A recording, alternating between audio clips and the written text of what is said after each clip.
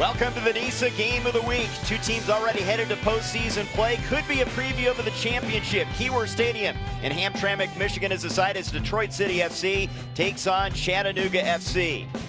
The NISA regular season finale, and tonight is a rematch of the NISA Legends Cup Championship, won 3-0 in Chattanooga by Detroit City. They dominated from the outset.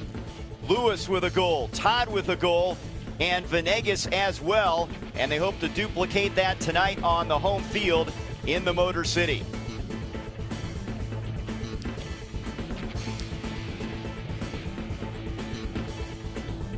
Glad you're with us. Hamtramck, Michigan is the site. Trey Bender alongside Devin Kerr. We already have the semifinal set, Chattanooga FC and LA Force. Meanwhile, Detroit City will take on the winner in the championship. This game really is about momentum. Let's start with Detroit City and the team that everybody likes to talk about. Since that win in the Legends Cup final, it's been 60 days, 7 games to the tune of 5 wins, 5 shutouts, and 2 draws for Detroit City. Trey, simple enough, nothing has changed. They're the best team in NISA. It's a different story for Chattanooga, and they've definitely traveled a different route. They're trying to replicate that form we saw. They're the tune of 7 goals in their first 2 games. It's a far cry from it, though. It's time to get back on track.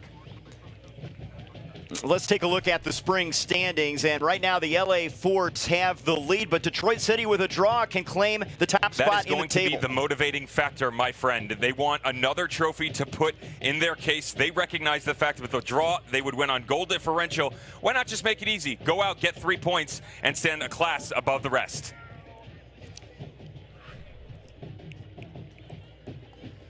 Chattanooga FC, for them to get back on track, yep, it's going to have to go down to one simple thing: sticking balls in the back of the net. I mentioned they scored 7 goals in their first 2 games. They only gave up 1. The problem is the table tape has been very different, Trey. Their conversion rate into the final third is at 11% right now, basically 1 out of 10 shots. To give you an idea what that looks like league-wide, only 2 teams are below them. Michigan Stars and New Amsterdam, they are below 10%. Detroit City FC, they're taking at a rate of 30%. 1 out of 3 when they move in are hitting the goal or hitting the back of the net. This team, simple enough, has to be more clinical when they move into the final third if they want a chance come semifinal time. The NISA regular season wraps up with a good one. Detroit City FC and Chattanooga FC. Lineups next.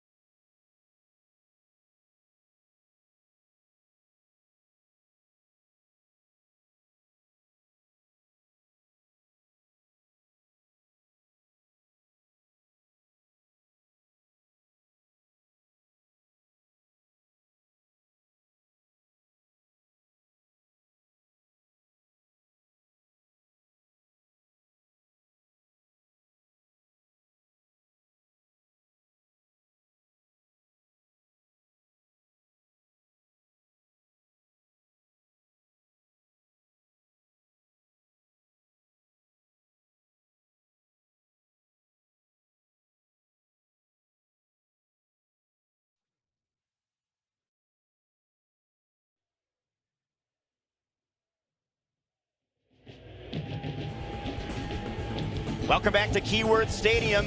Detroit City FC and Chattanooga FC squaring off again, this one in the NISA regular season finale. The Detroit City lineup brought to you by the Metro Detroit Chevy dealers. Let's take a look. No shock here for Trevor James. Strong back line in Manning, Stephen Carroll, and Matt Lewis. Nate Steinwasser back in goal. Wingbacks are going to look like Jimmy Fillerman and Kevin Venegas. The midfield and Maxi Rodriguez held down next to George Chomakov. Cyrus Sadie will step just in front of them, and watch Connor Rutz. He can drop down into the pocket, so can Pato. The two strikers up top, extremely influential, and the ball's played down into the channels, the hold-up play. Pato has been on a nice little streak of his own, though. 4 goals in 9 appearances. You see the 3 assists as well. He's the target man. He's still got speed. They love to use him as an aerial threat, and that big body is the perfect focal point to play off of moving forward. 6-foot frame from Monterrey, Mexico. The Chattanooga FC lineup, meanwhile, brought to you by Southern Honda Power Sports. A bunch of changes for Peter Fuller. Kyra Carr is going to come next to Cal De Silva, who's going to anchor the back line. Alec McKinley on the right side. Marcano and Marshall will move into the wingback spots. Tate Robertson will sit in the 6. We've seen that before. But with Woodfin and Coleman in front of him, how do the 3 of those guys handle the midfield 3 of Sadie, especially when they start to drop more numbers in? Nagelstad and Bement. Simple as this. They got to start scoring, and it will start with Brian Bement wearing the number 14 jersey, playing as the number 9. Appearances, goals, assists, the numbers do not add up. This team has to be better in the final third. Goals win games. It's as simple as that, Trey, and they have been hard to come by for Chattanooga FC. Great crowd on hand for this one at Keyworth Stadium. Detroit City FC and Chattanooga FC. They're geared up for soccer. Kickoff next.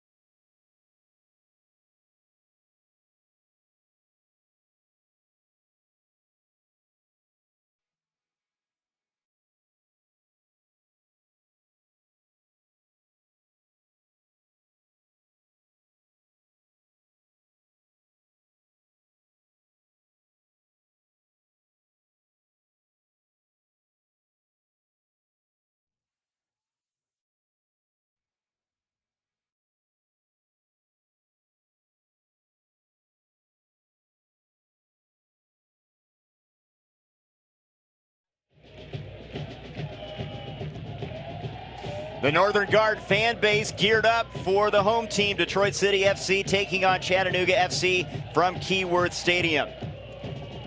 Trevor James, 30 years coaching and scouting at the highest levels in the U.S. and Europe, his 3rd season. Let's take a look at the Detroit City keys to the game, brought to you by Google Fi. We want the blue-collar mentality that is Detroit, Trey. We want that hard work, grit down in the channels, the ability to really impose that will and force on their opposition. We've seen it all season long. Tonight should be no exception. They want to go out and get 3 points and stand atop the table looking down at everybody else. The opposing coach, Peter Fuller, hoping his offense can kick it into gear. The Chattanooga keys, brought to you by Crystal Air. Wake up and turn it into what is reality instead of fantasy. We've talked about the lack of exploration on the offensive side of the ball. There are plenty of players on this team that can sit tight and defensively hold good structure. Peter Fuller needs them to start playing at a higher class on the other side of the field and take down this mighty Detroit squad. Both of these teams knew they'd be in postseason play, and the question now is, what do you learn from this match that takes you into the postseason with a little bit of momentum? You're going to learn a lot more out of Chattanooga and their depth as opposed to what we already know about Detroit City and how good they are. A lot of rotation for Peter Fuller. He's trying to instill some confidence with his boys on the road. Hostile environment here at the Key Tray. And you just have to understand that as a player in general, it's difficult to travel, yet alone to Detroit on this streak with all of the trophies recently. Lack of the ability to give up goals. This is a tall ask for Chattanooga with all of their rotation.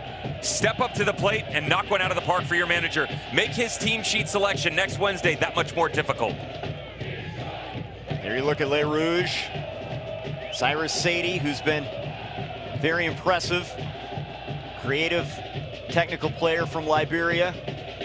Seizing the moment, sensing the moment here. It's nice to have that fan support as they're geared up for this big week.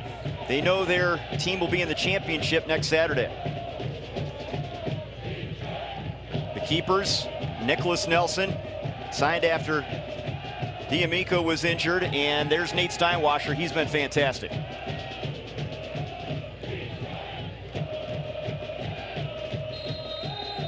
Seven straight clean sheets at one juncture for Steinwasser, and we're underway here. Well, D's been a strength, Devin, and they feel like they could get some more offense, but can their D continue to play well heading into postseason? It's a good question, and you know, whether or not they've fulfilled expectations for Detroit City, you would have to imagine yes and then some, right?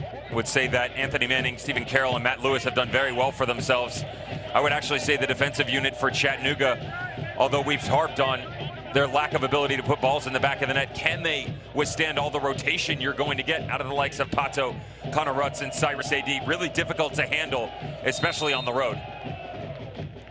Free kick opportunity right out of the gate here. And Nelson is there to gather it in from Gwinnett University in Georgia, Lawrenceville, Georgia product. Played on the Jamaica national team, U17, U20s.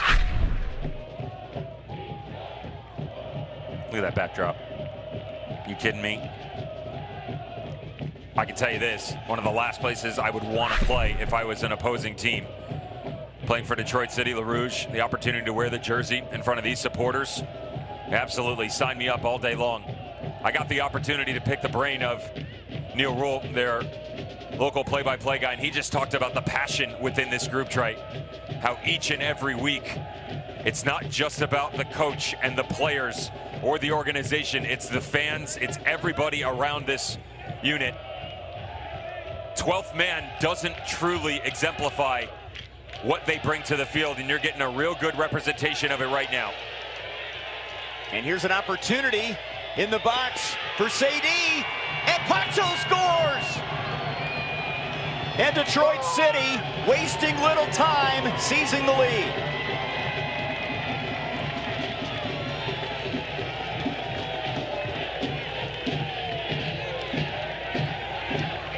Easy to overtake you, this environment is.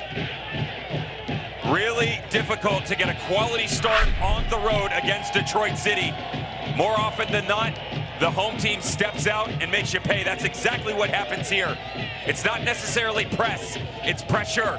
Coming from Sadie on the right flank for Chattanooga. Good little step in. He wins the tackle. Mistake by McKinley trying to play out of the back. Simple little touch through, and he goes to work. Watch the space down through the middle. De Silva has to slide over. He has no other choice. It's the trailing run. Pato gets the space right. Chattanooga gets it wrong, and they get their opening goal for Detroit City. 5 goals for Pato when you combine the NISA Legends Cup and the spring season. Sadie sets him up, and what a start in front of a great crowd here at Keyworth Stadium.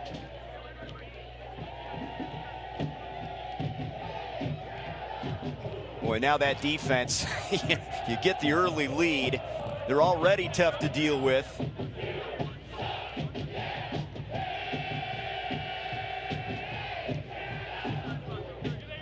Corner opportunity for Tate Robertson and Chattanooga here.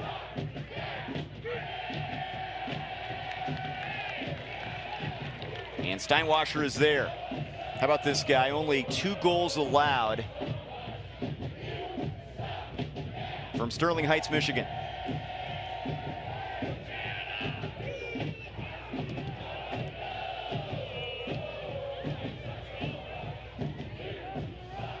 Now, you mentioned the culture here. It's evident. They just expect success. They've set the bar high, winning the fall season, winning the NISA Legends Cup. And the belief can go a long way. And they just keep winning, too. And 24 days since their last match, you wouldn't know it, by the way, Trey. Think about that. The last time this team was on the field in a competitive match was June 2nd. 24, that's 3.5 weeks. And yes, I got the math right. You're welcome for that, Trey. But just the ability to step right back onto the field, the emotion, the passion, didn't let it overtake them, used it to their advantage. And to be honest, the fan base, and I don't blame them, they're a bit spoiled. It's been ingrained in the culture, the success. Every single time this team steps on the field, doesn't matter if it's a friendly, something against a scrimmage of their U23s, this great club, or a NISA Legends Cup game, a spring season game, they want to win every single time, and they're doing it. Remember, 7 games unbeaten within this league right now. They've only given up 2 goals in their previous 11 matches. That dates all the way back to last fall. All those 2 goals did come in this spring season. Of course, they did not end up in defeat.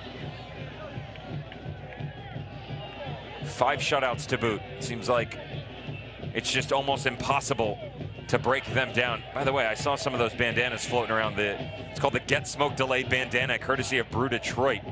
They released a new beer celebrating the Smoke Delay IPA. First 500 fans got one. Yeah, I didn't get one, Trey. I didn't get one. No delay on the smoke coming out of the fans section there at that goal early. I need to get one. I'm already on the horn. I'm texting Neil Rule right now. I need one of those bandanas, buddy. You know, how about the training, though, that time off? That says a lot about Trevor James, keeping his team focused. And you mentioned there was a sense of urgency here to gain that momentum with the postseason right around the corner. Understand this, too, that when you recognize the fact that the expectation is win no matter the cost, and there is an identity here that's not just winning. We'll get to that in a little while about the culture. But when you have to win every single time you step on the field, not only does that push you to new heights as a team, but as an individual and a player, Trey, you got to keep looking over your shoulder. Because the depth on the roster, you can't sleep. You look at the bench tonight, Max Todd, Roddy Green, Steinwasser, Torrey, guys, Z Matthews, these guys are all starters too. I mean, they're that good that they can field that many players and still challenge every single time they come out. So you have to be top level every time you step on the pitch. Filerman earning the corner. The Vienna, Virginia product had a goal against 1904 FC. Sadie is so important on the attack. The point man.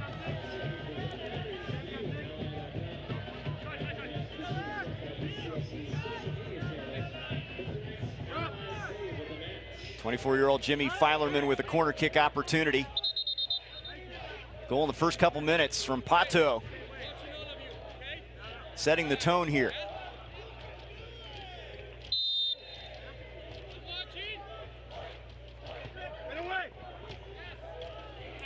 Near post. And a slow roller. That was Stephen Carroll getting his foot on that with the left foot.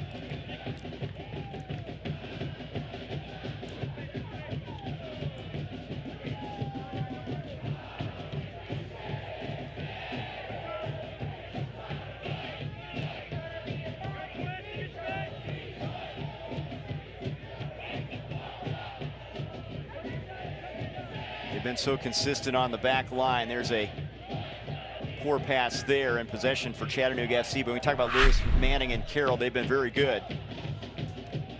A little ball swung in a second ago. A little flick of the heel to the backside. Half chance at best on Nicholas Nelson. Goalkeeper from Chattanooga, well collected.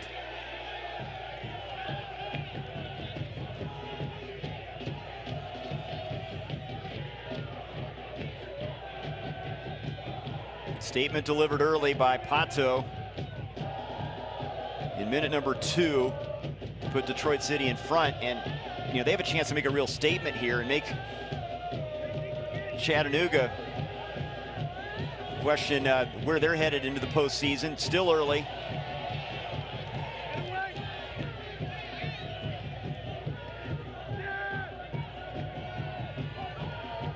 LA Force awaiting Chattanooga FC on Wednesday in the semifinal game. Opportunity here. Bement with a touch, top of the box. Back to the goal. Off for Marshall. Here's Carr.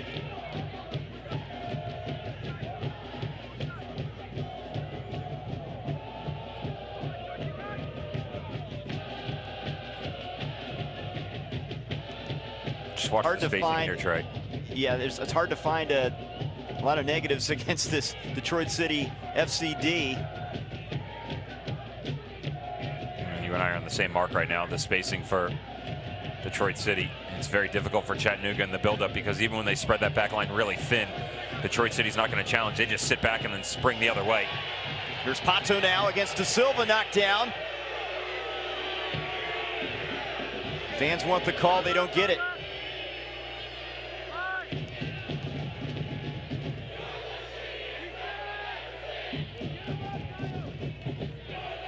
Marshall, 2 red jerseys back. One of those, Matt Lewis. He was the Golden Ball winner at the NISA Legends Cup in Chattanooga.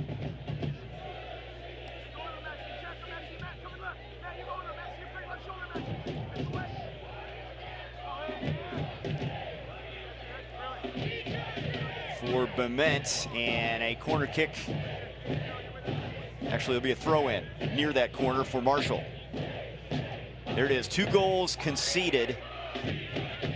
If it isn't daunting enough for Chattanooga FC here down 1-0. The problem for the opposition tonight, Chattanooga, isn't necessarily the fact that it's only 2 goals conceded. That's bad enough. It's the fact that they don't let teams come from behind. There's a header up over the top as Marshall put it right on Bement.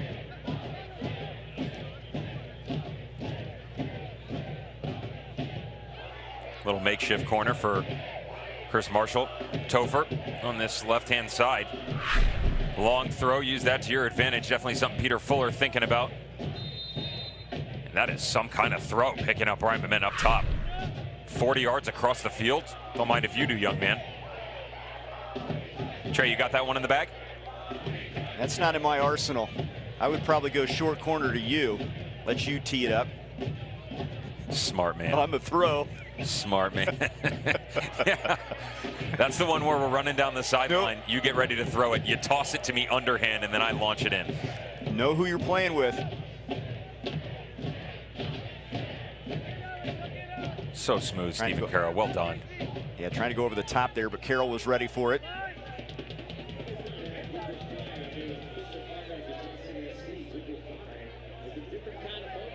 Marshall, Bement playing it back. We don't see James Kasak in the starting lineup. He has dealt with injury this season. He's been excellent on the attack on the wing. They have plenty of guys that have been starters that'll be coming off the bench in this one. Nick Spielman, Sean Russell, Sean Hofstadter. And Feilerman helping up the opponent after the foul.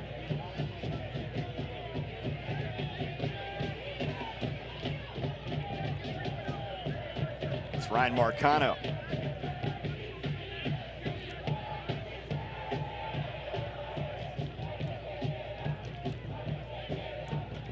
In talking to both coaches, they anticipated this regular season finale, Devin, and they looked ahead. Even about a month ago when we talked to both coaches, they understood that it would be a situation where the postseason would be on their minds, but Detroit City playing like it's the postseason right now.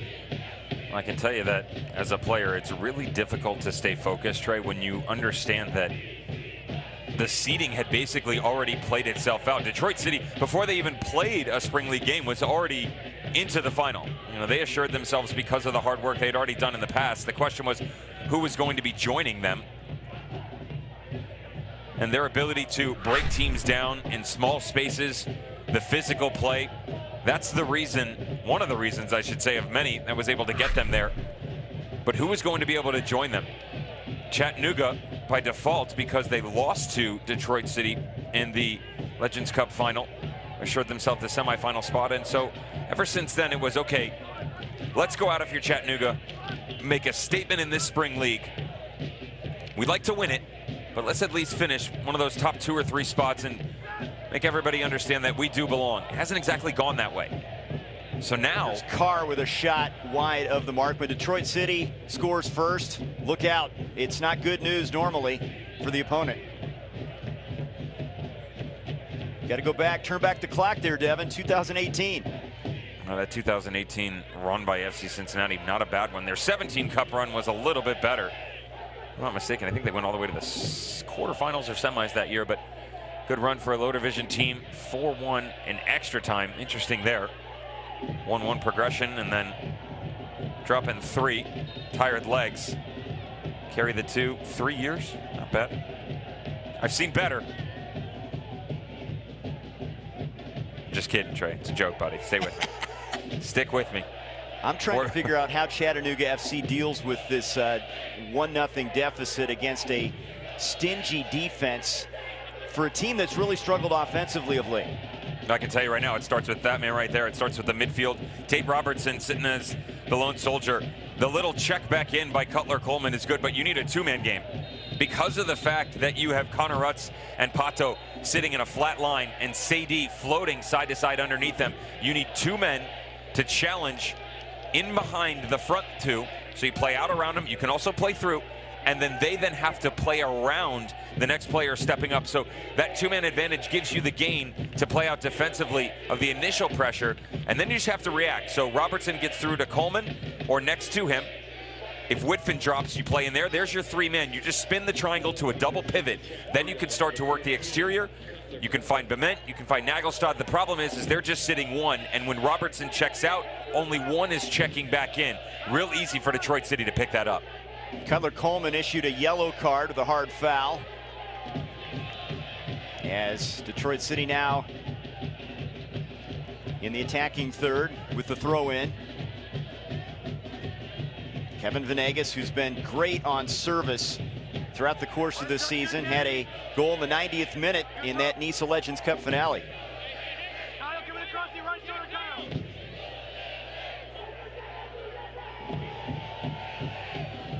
Went with a short throw in there, which can be effective from time to time, as that one's rolled to Nicholas Nelson.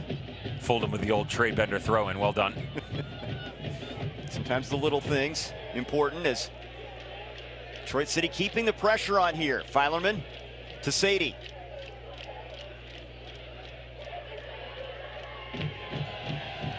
Sadie has been with Detroit City the only player on the roster every year of their existence, and what a great thing to have that, have a number 10 with you.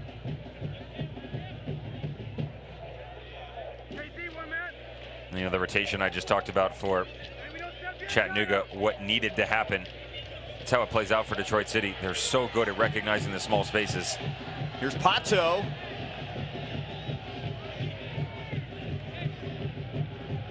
The fact that all of these players, Trey, are willing to A, step in, but B, have the recognition of where the pressure is coming from.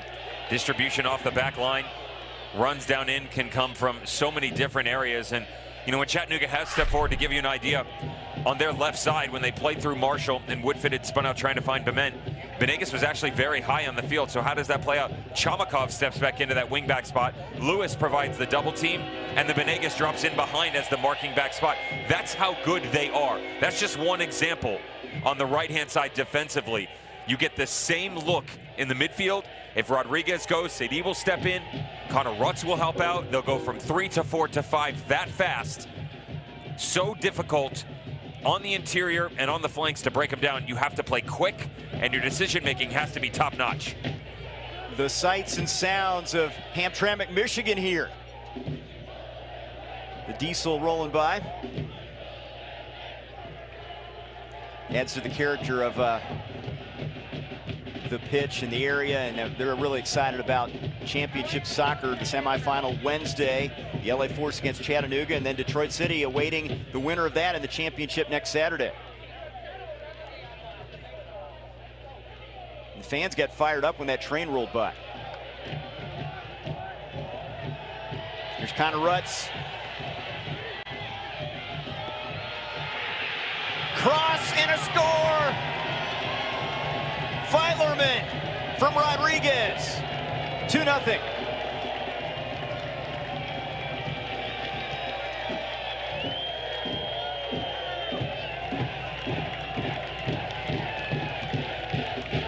The dirty work, buddy. Told you, Trey, blue-collar mentality from Trevor James and the boys here at the Key. Connor Rutz on one side, getting down and dirty, finds the overlapping run. Well done by Maxi Rodriguez. The explosion of space down into the final third. The first touch is sublime, but the subliminal message sent by Detroit City is ever present within these fans' minds. Win and they are in. Victory at all costs. 2-0 to the home squad, and could it be any other way to this start? They dominated the matchup at the NISA Legends Cup Championship on Chattanooga's field, and this has that feel to it right here. Trey, spoiler alert, and I hate Chattanooga fans hearing this, but it's the truth. This is worse, man. This is a much better performance than what you saw at Detroit City in the final in that 3-0 victory. The rotation, much better. The intensity. Obviously, you got to give a nod to the hometown supporters here at the Key.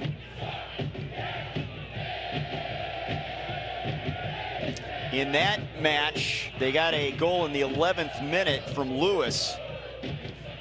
And then goals in the 36th and 90th minute. Here, two quick ones. Fileman will play it back to Steinwasser. And again, this could be a preview of the championship next Saturday. We could see these two teams, depending on what happens with the LA Force matchup with Chattanooga Wednesday. And LA really playing well right now as they look ahead to the postseason.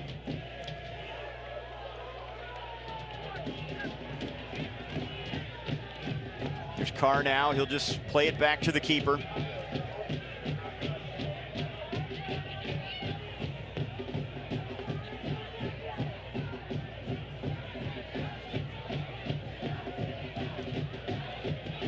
Detroit City living in the attacking third, and offsides there.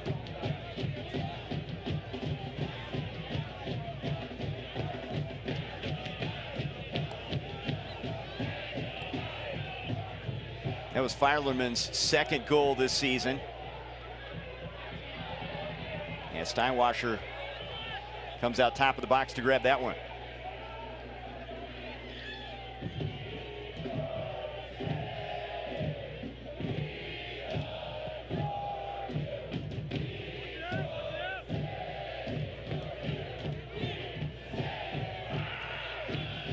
It's no secret it's been a struggle offensively for Chattanooga FC of late. They got a goal from Ian McGrath, who won't be on the pitch today, against 1904 FC, but that was 2 Saturdays ago.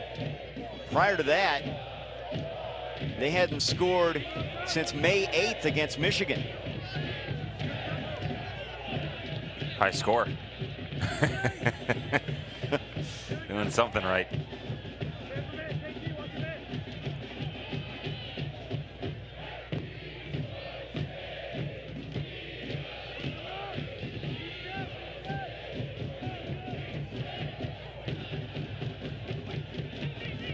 And one play towards the goal, and Bement thought he had a chance at it, to no avail on that far post there, with Steinwasser right on top of it. The way the attacking is going to go tonight, Trey, they're going to have to find ways in those transitional moments to be more direct. With the lack of adjustment on the interior, you're going to rely on long balls up over the top, quick pace out of the likes of Bement and Nagelstad. Can they find Marcano and Marshall down into the channels, because Coleman and Woodfin really struggling to get into this game with all the defensive duties on the inside. Got to go faster in transition and challenge this back three. Here is Marshall. Working the left side. Triple team. Tries to punch it in there. Nobody home. Rodriguez. That's won by Marshall. Here's Woodfin. Woodfin with a cross. And no white jersey near that one. And there's a foul on Carr.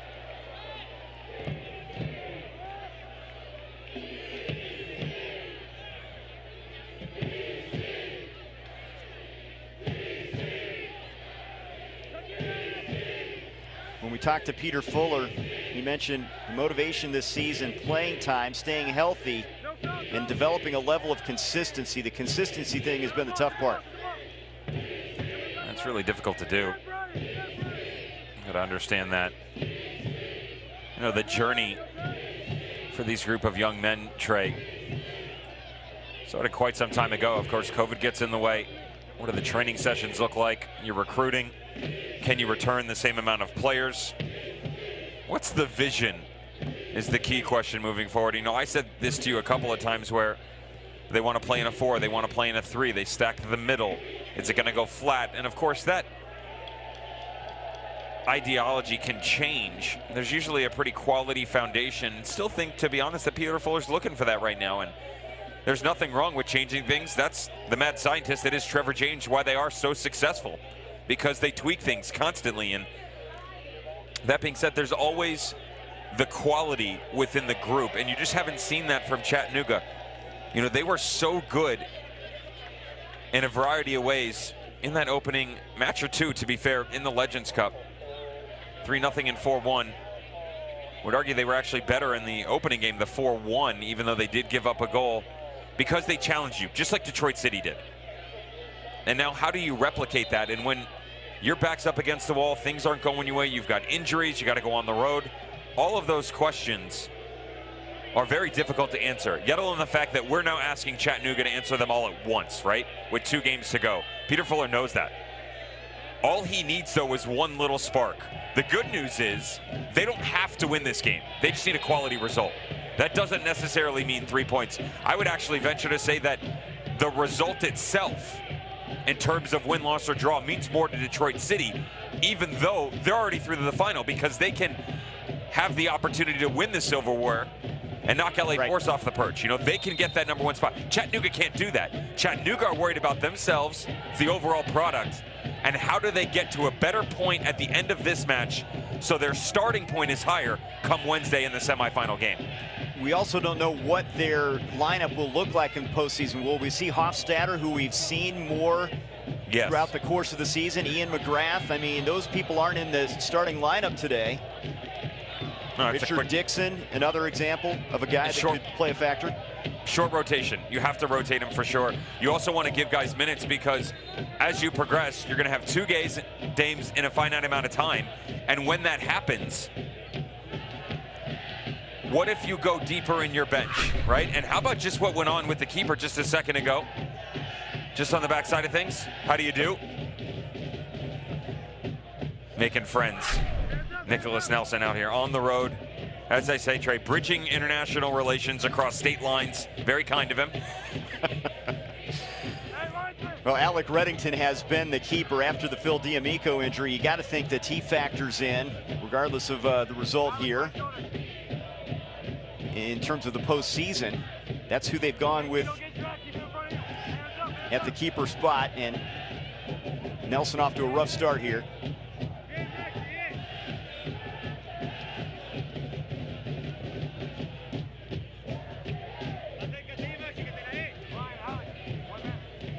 Here's Reddington from Kirkwood, Missouri.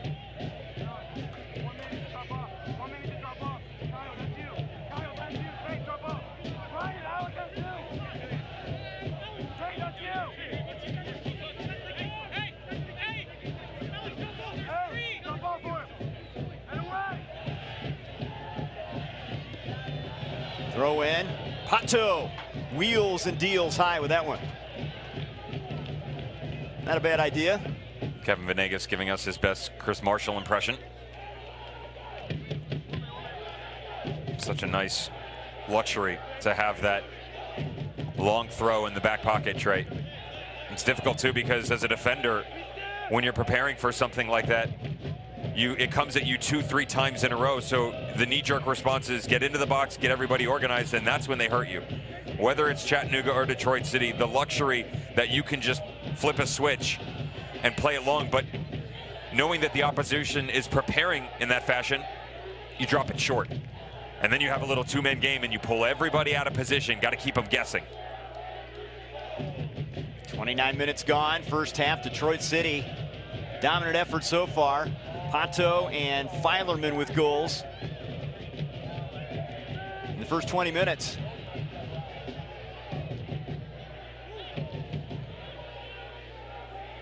Here's Bemet. Nagelstad with the left foot. There's a good build up there, and Nagelstad wants the corner kick, and they're going to get it here.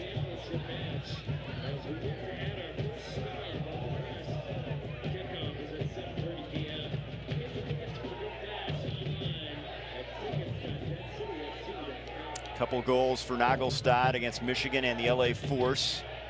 Corner for Robertson.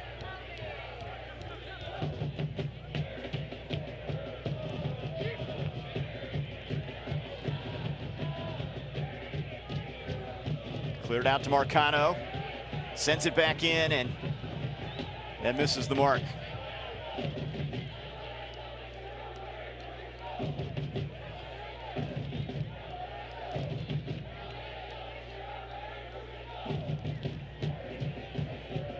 Steinwasser played collegiately at the University of Detroit. A lot of Michigan kids making their presence felt on this squad.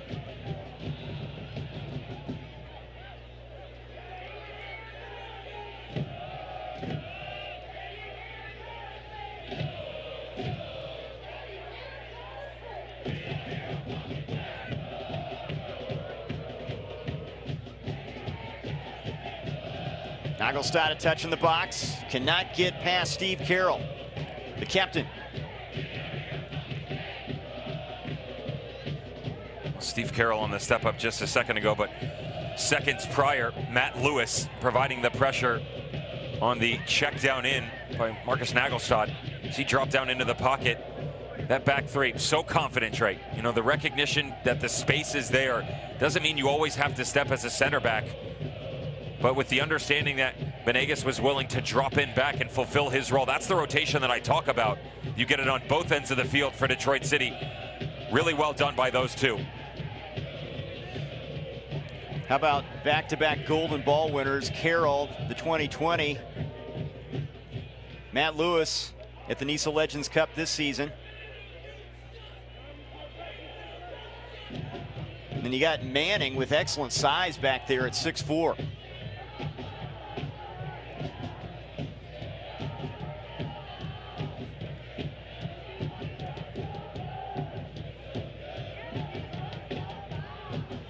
Here's the quarterback of the team, Sadie, who sets the table so well.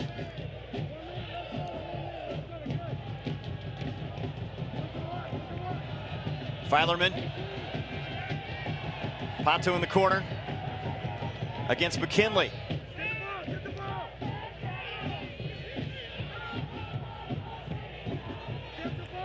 Patience truly is a virtue here for Detroit City, because they could have easily just knocked that ball into the box and let one of their guys go up and get it, but they understood that that was a mismatch. Poor performance here on the side. No need to get stuck in here for Chattanooga. Had the coverage. It's a mistake again by Alec McKinley. Remember, he was the one who got his pocket pick by Cyrus Sadie. Opening 10 minutes of this game to give up the first goal. Finding Pato streaking back across the middle, 3rd minute. And on the far touchline, as he's matched up here against Chomakov. Chomakov leans into it a little bit, but he could have easily moved down to the way, let the momentum go to the ground. Instead, McKinley gets tangled up. An excellent set piece opportunity here for the home squad.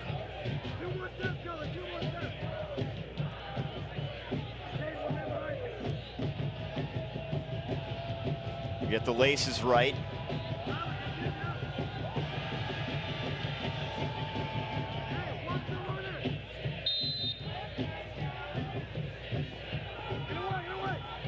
Northern Guard making plenty of noise. That one towards the box.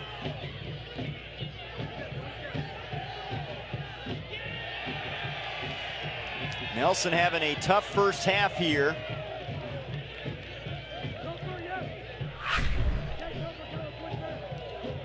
And the spin coming back through, and Nicholas Nelson, he's got to decide at some point in time what sort of presence does he want to carry within this box, because even though everybody's marked up, A, the ball can't drop, B, he's got to have more of a presence here, Trey. Come off that line. Woodfin clears it out of there for the time being.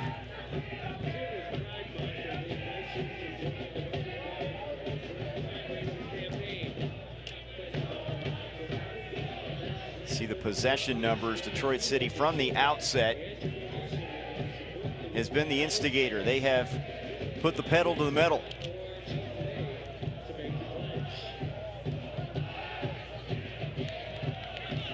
And when deflected, but it gets through. Pato the touch. De Silva gets back. And Carr cleans it up for the time being.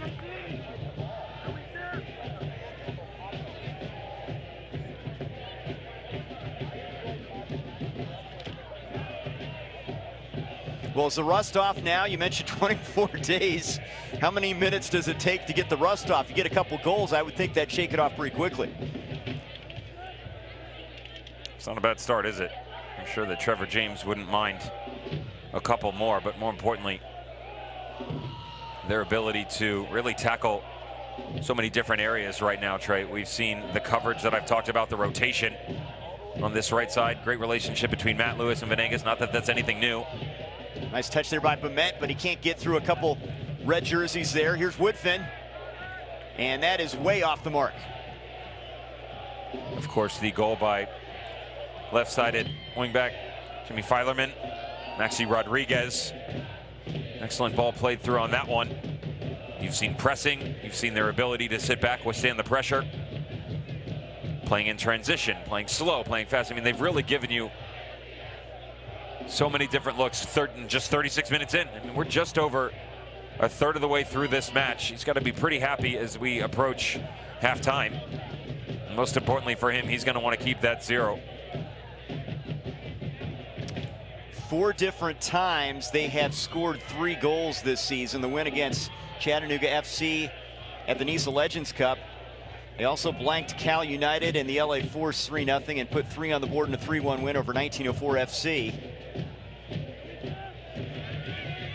A couple of the offense with that defense.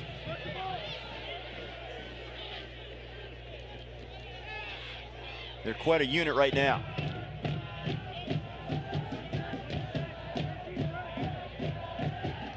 Coming off a tie against Stumptown AC in their last match.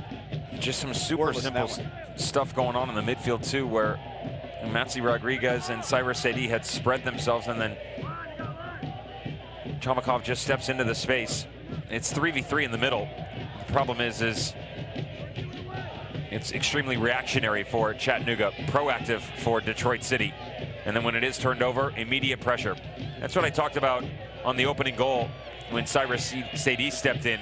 They're not pressing, they're applying pressure. Watch right now with Venegas. It's one man, he doesn't get there, but it's not like every single player is playing a high line. They all know their responsibilities. So if you beat one, you're not breaking that line of pressure from multiple players, and then you have a great opportunity to run at this team.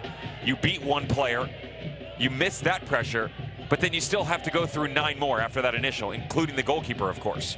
And Rodriguez just did that previously against McKinley before you mentioned that pressure effort from Venegas. Yeah, it comes down to individual effort, Trey. Yeah, yep. It's individual from Chattanooga right now, because team-wise, the rotation has to be there. But that initial line of pressure, as you break it, now you have to drag somebody else towards you. So it's simple to think that Tate Robertson can beat Sadie one-on-one, right? But as he steps by that, he's immediately going to have someone else stepping through. Or is he? That's where Detroit City's at their best, because Rodriguez and Chomakov aren't necessarily going to overcommit. Trevor James has them recognize space, not the players, and where they need to step in at what point in time. Here's Coleman winning the ball. They try to generate something on the attack. Kyle Carr, back from an Achilles injury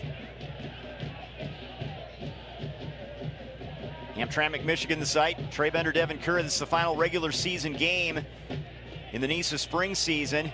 Postseason play starts on Wednesday, and there's a foul and a free kick opportunity as Marshall goes down. Rodriguez, the guilty party.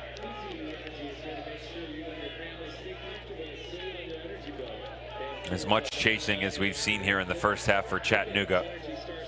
Would love to see the likes of Cutler Coleman and Cameron Woodfin on the ball a bit more, honestly. On cue, Coleman firing one just outside the frame there.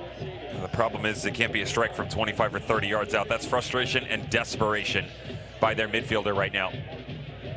A Winter Park, Florida native who understands that it was always going to be a tough ask on the inside against the likes of Rodriguez, Chamakov, and Sadie. Trying to get better for that 7:30 matchup on Wednesday against LA Force. This isn't the start they were looking for. Yeah, the LA Force awaiting. I'm sure they've got their eyes glued to this one.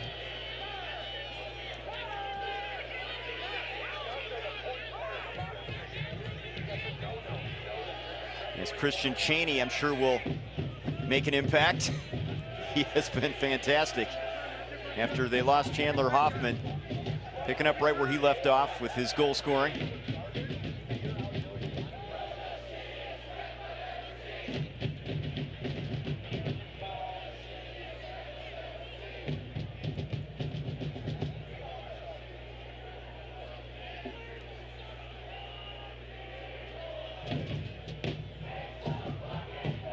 Trevor James and then Peter Fuller, different looks.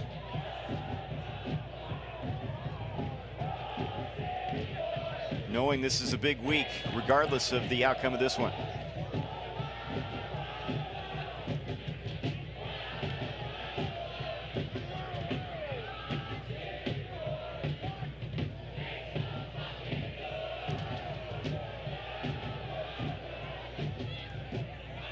And Sadie's down here near the center line.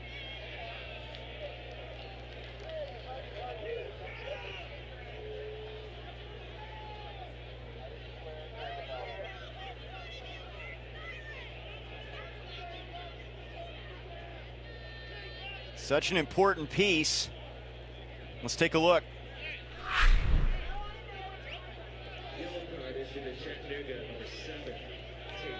Well, there you go. We're on the noggin against Tate Robertson. It's going to leave a mark, of course, in this day and age. Just got to check that head real quick there, Trey. Make sure their fallen midfielder doing okay. Run through the protocol. Former Michigan State Spartan. He's up. Good to see.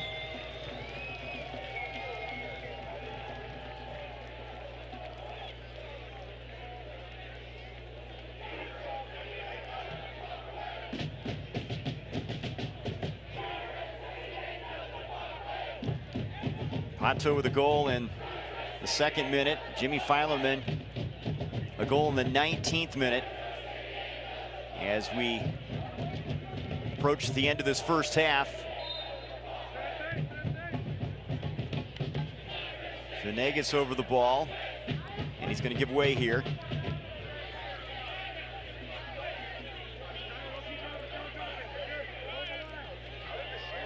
Matt Lewis will play it back.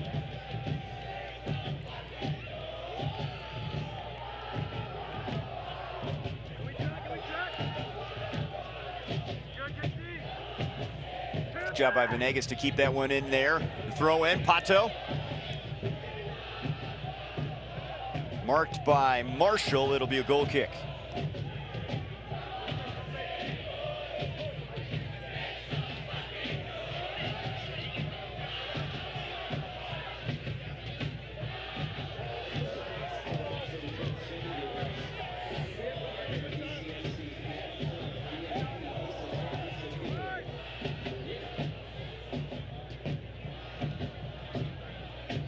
Here's Marshall trying to make something happen, has a little space. Coleman to his left.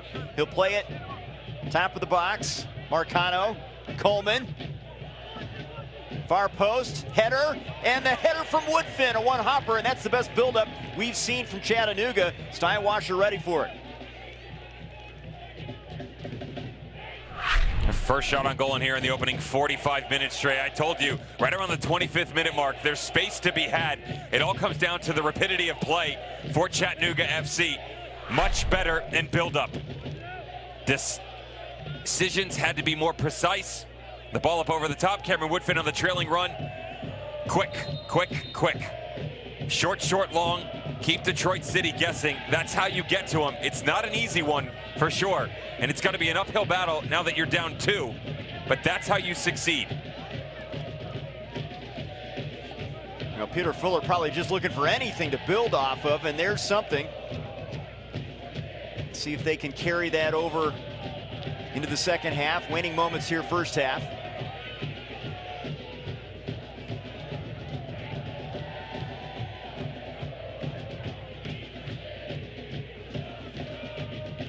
Carr.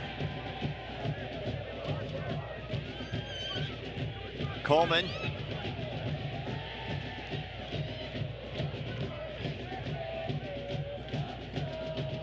Two minutes of added time coming up.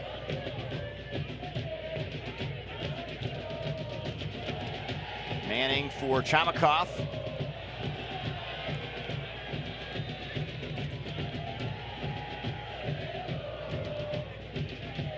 Northern Guard has been loud from the outset, and they've had a lot to cheer about here.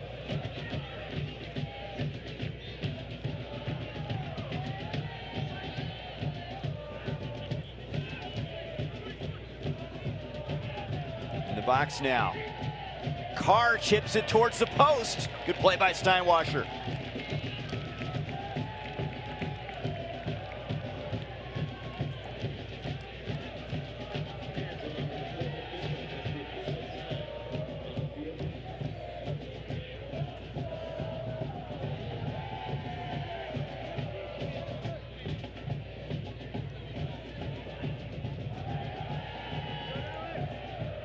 Steinwasser's only 2 goals allowed to 1904 FC and the Michigan Stars. 7 straight clean sheets. He's got a good first half going here. Help from his teammates in the early stages. Here's Marshall.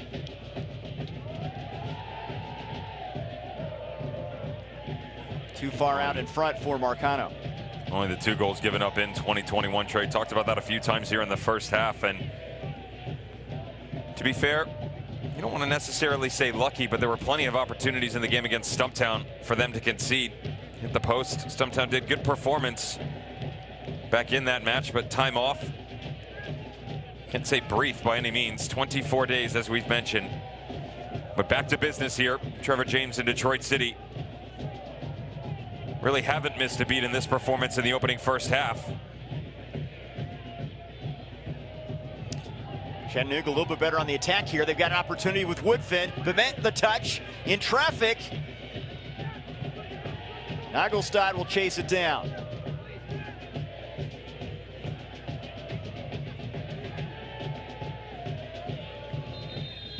And Manning heads it out of there, and we have reached halftime. 2-0 Detroit City. What a start for the home team. How about the last-ditch effort before we go into the dressing room of Detroit City? Job not completed until that whistle blows. All hands on deck. Long ball up over the top. Said it had to be faster for Chattanooga. Look at the numbers, Trey. 8 guys behind the ball. Add 9 to the goalkeeper against the 3 from Chattanooga. Doesn't matter what the lead is. They recognize the fact that everybody is going to have to put in the effort. Great start offensively. Great finish defensively. Much work to be done in the second half for Chattanooga. NISA regular season finale. Detroit City a 2-0 lead over Chattanooga at the break.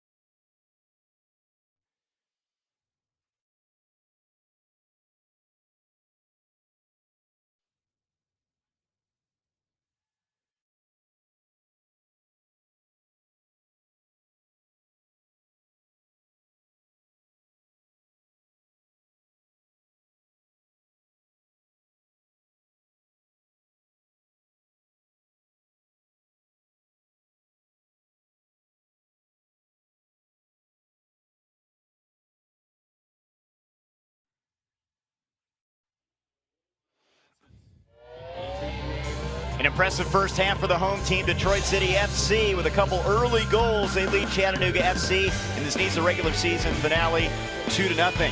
We know all about the Detroit City defense. They've been stellar all season long. How about the offense getting things started in the early stages to set the tone in this one?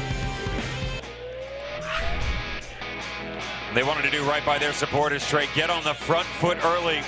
Think Cyrus Sadie, literally, with that little left step of his boot, gets stuck in on Alec McKinley. Great tackle that applies the pressure, and then he goes to work.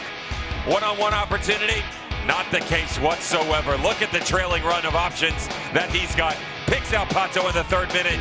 Detroit City out in front early on, but the pressure would keep coming. It was not going to be that simple for Chattanooga to just immediately fight back. Good step on the other side. Ball down into the corner by Maxi Rodriguez, who finds the trailing run of their wingback, Jimmy Filerman, in the 20th minute, 2-0. Chattanooga would find a couple of opportunities. Of course, the best one, and I said it just had to be quicker in decision-making, combination play, and really challenge the space of this back line of Detroit City. Good ball to the backside by Chris Marshall. Good run through. Cutler, Coleman, Cameron Woodfin all involved here. Couldn't finish it off. 2 games in the next couple of days. Of course, Chattanooga will take on LA Force 7:30 on Wednesday. And then the final, Detroit City will await the winner of that match Saturday night, 7:30 Eastern time as well. This is the regular season finale. If Detroit City can hang on, they will finish top of the table and have the momentum heading into postseason play. More to come from Keyworth Stadium in Hamtramck, Michigan next.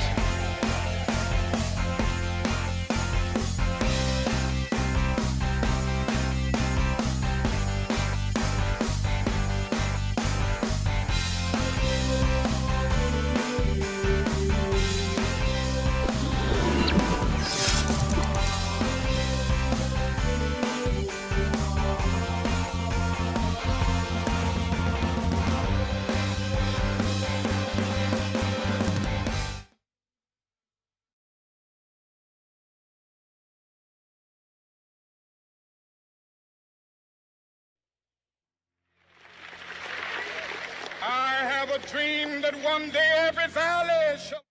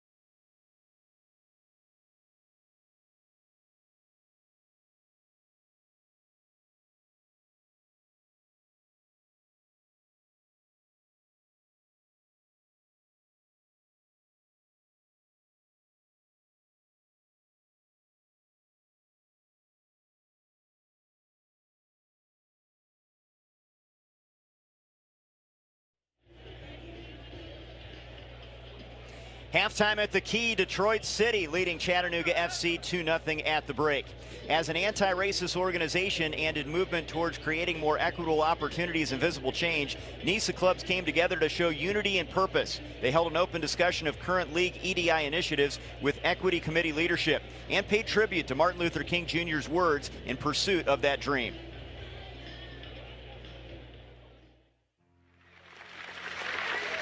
I have a dream that one day every valley shall be exalted, and every hill and mountain shall be made low. The rough places will be made plain, and the crooked places will be made straight. And the glory of the Lord shall be revealed, and all flesh shall see it together. This is our hope. This is a faith that I go back to the South with. With this faith, we will be able to hew out of the mountain of despair a stone of hope. With this faith, we will be able to transform the jangling discords of our nation into a beautiful symphony of brotherhood. With this faith, we will be able to work together, to pray together, to struggle together, to go to jail together, to stand up for freedom together, knowing that we will be free one day. This will be the day. This will be the day when all of God's children will be able to sing with new meaning, "My country, tears of thee." Sweet land of liberty, of thee I sing. Land where my fathers died, land of the pilgrim's pride. From every mountainside, let freedom ring. And if America is to be a great nation, this must become true. So let freedom ring from the prodigious hilltops of New Hampshire. Let freedom ring from the mighty mountains of New York. Let freedom ring from the heightening Alleghenies of Pennsylvania. Let freedom ring from the snow-capped Rockies of Colorado. Let freedom ring from the curvaceous slopes of California. Not only that, let freedom ring from Stone Mountain of Georgia. Let freedom ring from Lookout Mountain of Tennessee. Let freedom ring from every hill and molehill of Mississippi, from every mountainside. Let freedom ring, and when this happens, when we allow freedom ring, when we let it ring from every village and every hamlet, from every state and every city, we will be able to speed up that day when all of God's black men and white men, Jews and Gentiles, Protestants and Catholics, will be able to join hands and sing in the words of the old Negro spiritual. Free at last, free at last. Thank God Almighty, we are free at last.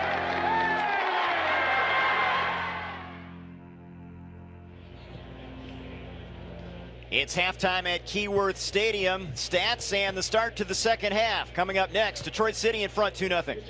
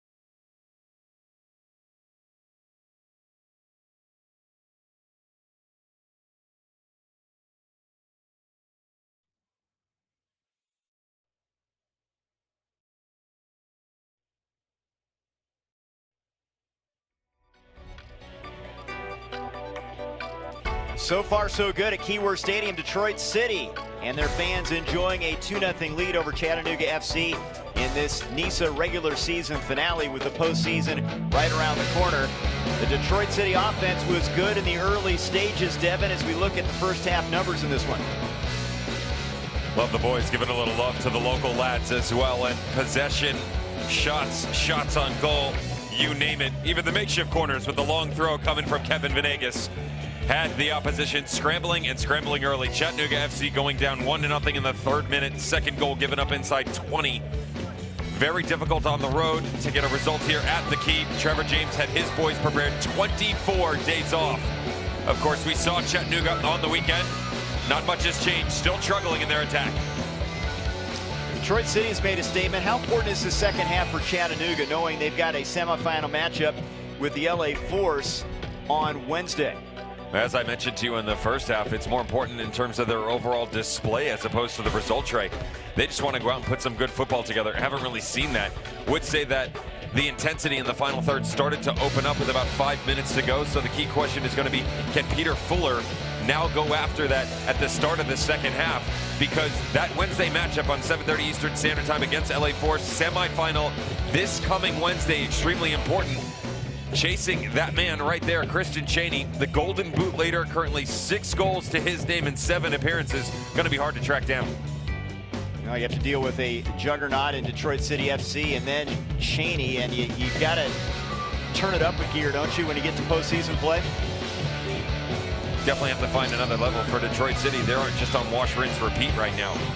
We talked about the complacency and would there be any to this match coming in? That's not the case whatsoever. 45 minutes in. Of course, that doesn't get you the result. So even though they're cruising at 2-0, still a job to be done here.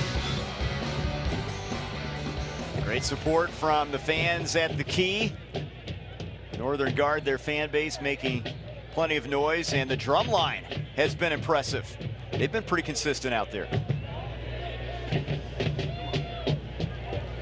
So it'll be interesting to see what these teams do in terms of substitutions in the second half. We mentioned that Ian McGrath is not available for Chattanooga. We've not seen Juan Hernandez, not seen Sean Hofstadter. And here's a substitution right here. Woodfin sits. Felipe Oliveira, the Brazilian, on the pitch. And Spielman comes in for Robertson. Almost non-existent in that first half, Trey. Wanted to see more out of him. Cutler Coleman, a little bit. Not enough, though.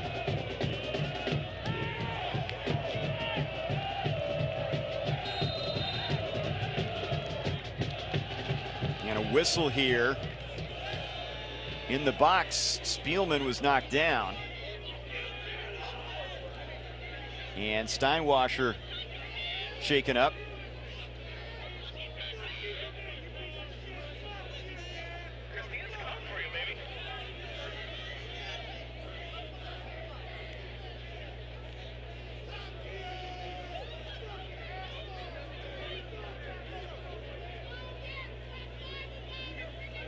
In some pain here, it appears, Devin. Just getting tangled up on the inside with Spielman.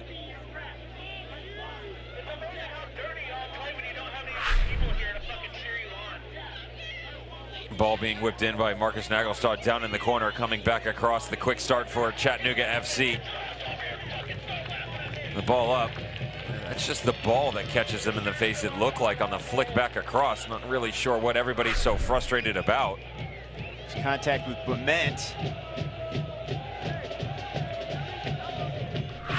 Just one more look at what everybody's so upset about. As this thing comes through, challenge to the near side. I mean, all I see here is Brian Bement, the ball comes off his foot and it hits the goalkeeper in the face. I don't know what everybody's so upset about.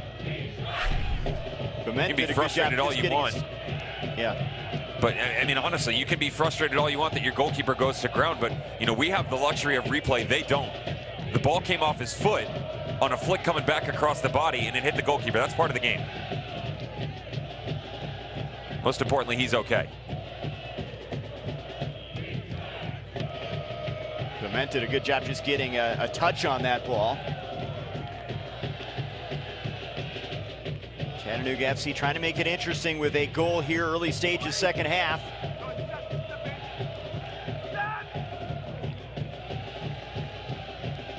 Coleman surrounded. It was Sadie punching it away. And throw in.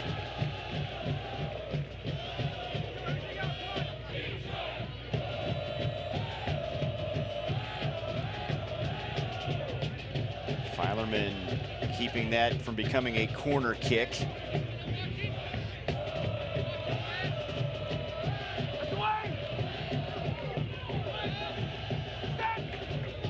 Three red shirts in front there, building a wall, top of the box.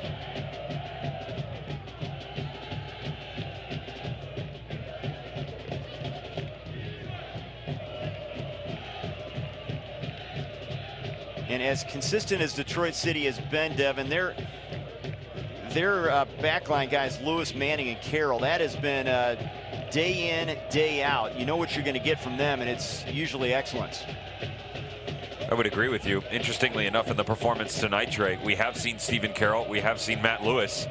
We haven't had to call Anthony Manning's name, and that's never a bad thing for a center back, especially within a back three. There he is right there going down, so that has been taken care of. Number 4, great frame at 6'4", 190. The work that has been on the right side between Venegas and Jomakov coverage, as well as Matt Lewis, of course. Haven't exactly had to see the same on the left. Anthony Manning holding it down, doing a fantastic job in the process. Filerman, of course, his goal, 20th minute. Gave that extra padding that Detroit City needed.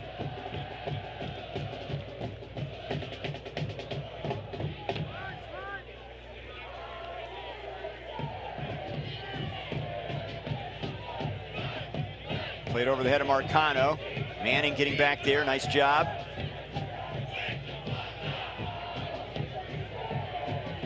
Here's Pato. Sadie in front. Nice job by Spielman.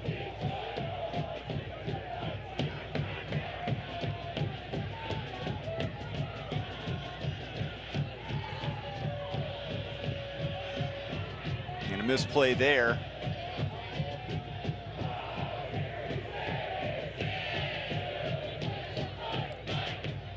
Chattanooga FC had a little bit of momentum there. Good build up at the end of the first half, trying to carry that over and play better here with the postseason in the back of their minds, obviously. They want to have at least a good feeling coming out of this after trailing 2-0 early.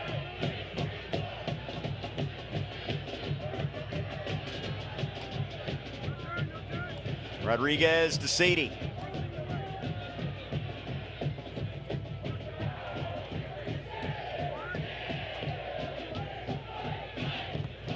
Silva, back for Nelson.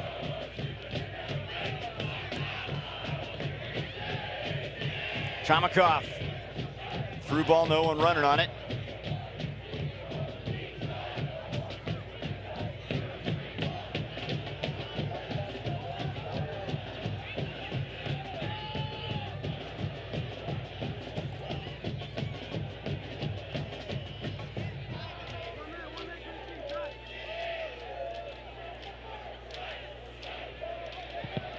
Rodriguez, deflected. Crank that one up.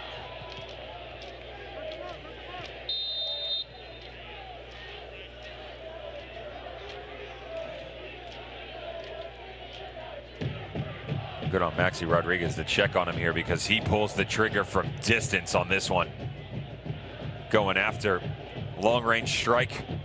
Lovely step into space. Feels like he maybe should have done better. But you have to admire Chattanooga FC defensively. Had the right coverage there, selling out the body, as that was brunt force coming right at you.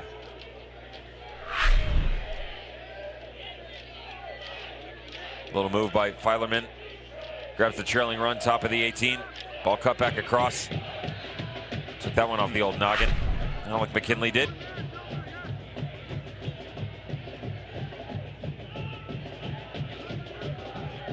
Here's Pato, got the scoring started.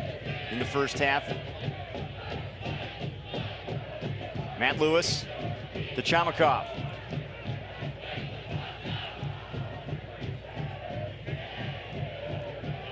Detroit City will have the luxury of a week off to prepare. They'll wait in the championship game next Saturday against either this team or the LA Force. Here's Marcano, checked by Rodriguez. Well, if you wait 24 days to play, what's waiting 7 days when you got a championship up next? All the more important that they put in a quality result here, though, Trey. You know, we've talked about the trophy for sure, but having that amount of time off and only one game to get it right, it doesn't matter how good you look in training, exhibitions, or anything like that. The competitive match is where it counts. This club setting another precedent for themselves, bursting through the ceiling once again. As I mentioned, still got to see this second half out, but not a bad response for a team that's been off for 3.5 weeks heading into a final in short day's time. Not too shabby.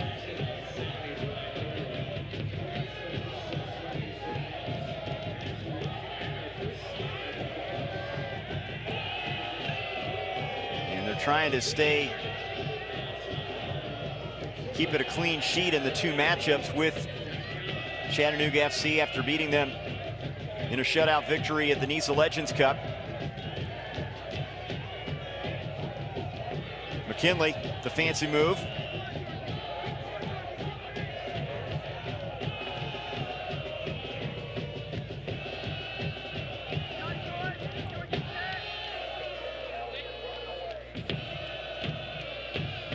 Nagelstad trying to chase it down. That's played out by Steve Carroll. From Cork, Ireland, number 5, captain, great leader.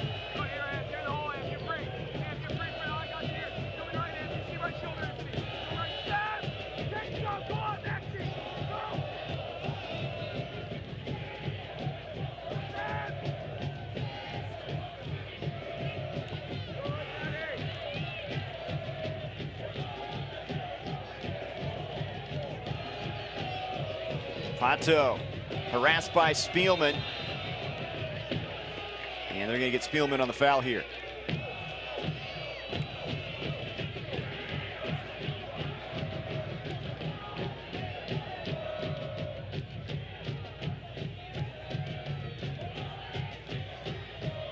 We mentioned that Ian McGrath not getting the start, a guy that for Chattanooga FC has hosted 3 goals this season.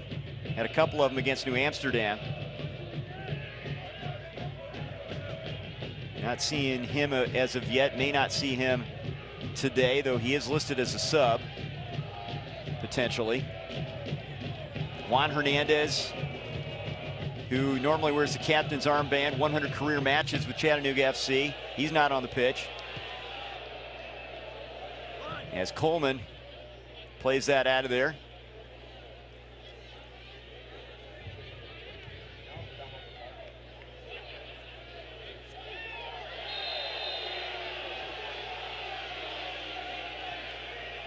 And a foul here.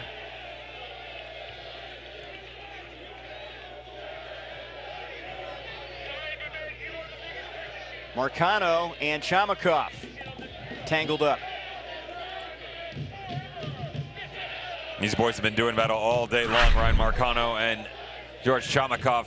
The little touch back inside got away from him as Brian Bement came back across. And right there, it actually looked like Ryan Marcano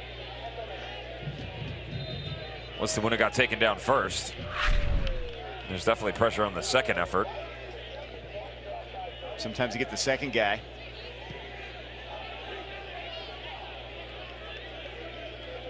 Nicholas Nelson is there.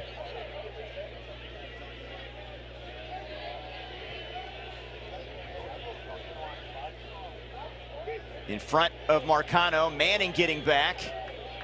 He's played well here in the second half.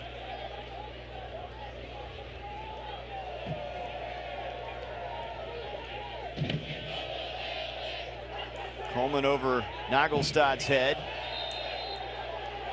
And there's a foul on De Silva.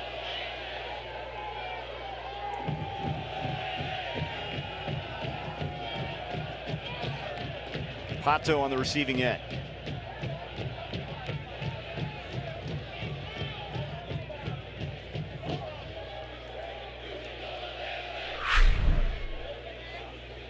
Well, this one was a foul for sure. Playing out of the back, Chomikov just trying to release some of the pressure up over the back. Cal Da Silva, the challenge on Pato. Opening goal scores, 2nd minute. Beautiful ball by Cyrus Sadie after the work rate that he put in, individualistic effort. No surprise to that.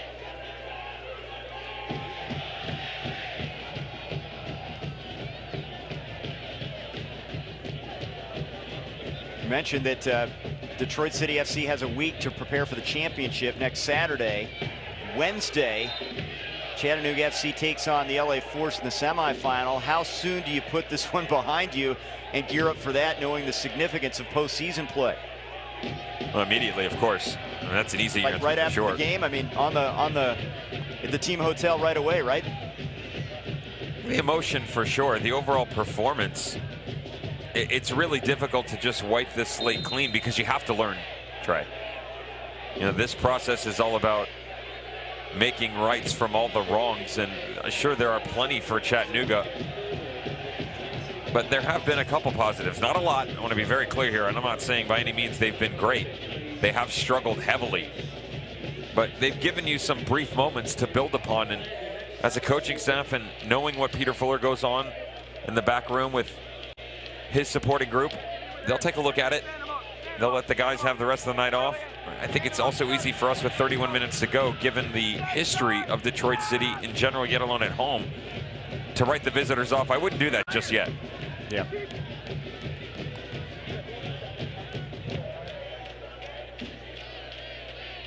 Well, again, if you're Sean Hofstadter, how are you viewing this from the sideline? A guy that has been important. Ian McGrath. Sometimes, does it help to visualize, instead of being on the pitch, to see something from a distance? Can that help you in terms of gearing up for a next match? Well, a different viewpoint always provides different perspective, right? Whether it's on the bench, you're sitting up in the stands watching from home. Anytime that you have the opportunity to dissect the game from another angle is always a great opportunity. The question for the likes of Hofstadter and any other boys, James Kasek on the sideline, mentally, how does it affect you? Not being in a starting lineup can be debilitating, but given the proximity of games in such close fashion, Peter Fuller had to play this one close to the chest and recognize the fact that the rotation probably was the best thing for him, Trey. That he had to find a way to give his team the opportunity to succeed without necessarily playing his starting 11, and that's what's going on here tonight. So mentally stay focused, recognize that they're going to have to get back to business, not just in terms of overall results, but the individual guys, just a couple days time on that Wednesday matchup against LA Force. You saw Hofstadter in the long sleeve blue shirt there. Their Swiss Army knife, they call him, as a midfielder.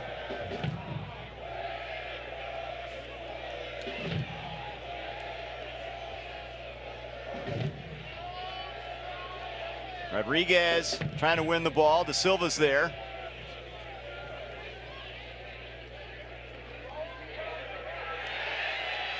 Sadie takes it away from Carr. And a foul.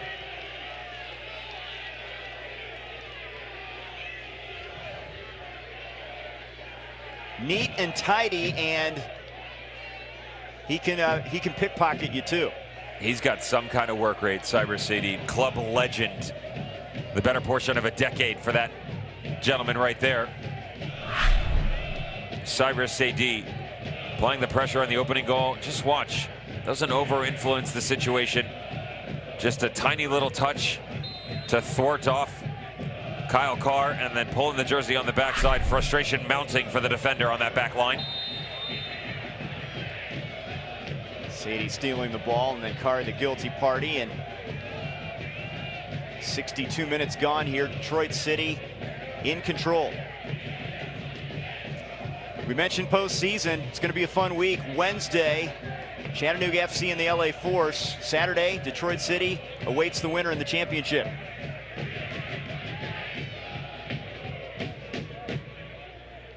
Chattanooga lost in their last matchup to the LA Force 2-0 in regular season play.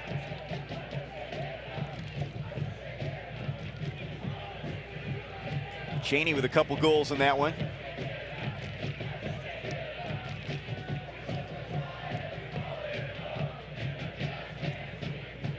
And both of those games you can watch on BN Sports.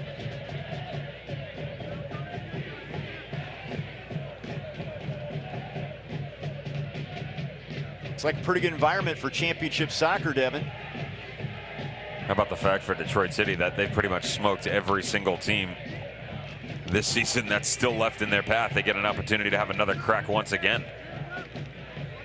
Whether it be LA Force, Chattanooga. If Chattanooga do find a way to get back on track, not just tonight, but more importantly that semifinal match, it'll be a third time in the span of about 2.5 months that these two will have done battle. Mentioned coming in 60 days since that 3-0 drubbing in the Legends Cup final. 2-0 in the opening 19 minutes. Not a bad start for the home squad. Ever since, it's been easy peasy, simple build-up, quality control, if you will. Free kick here. Let's see what they do with the set piece. Venegas so good at this.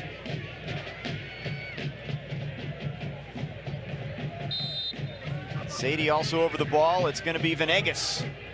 Far post, bends it. Kinley in the corner, and a foul on Manning.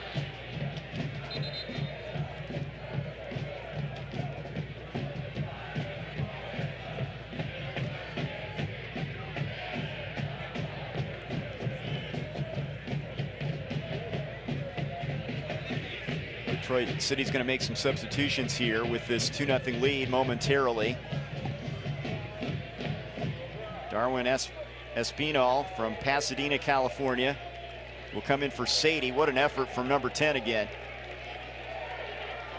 And Z Matthews will come in for Pato.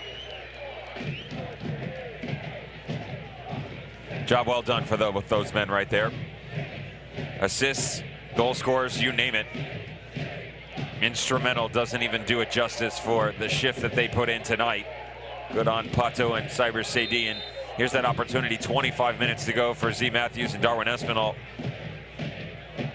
Though Trevor James already has a really good idea of what the pecking order is within this squad. Give them something to think about. Remember, their time off a little bit longer than what Chattanooga is going to experience.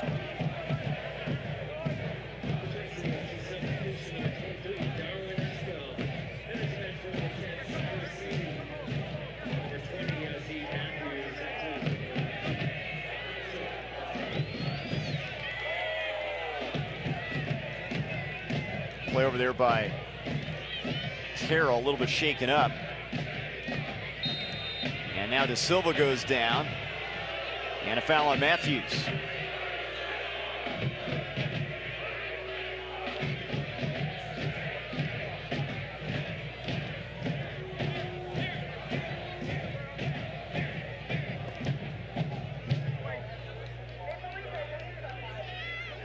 Bement.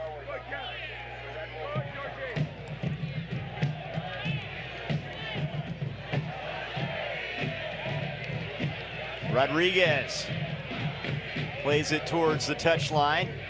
Too much on it.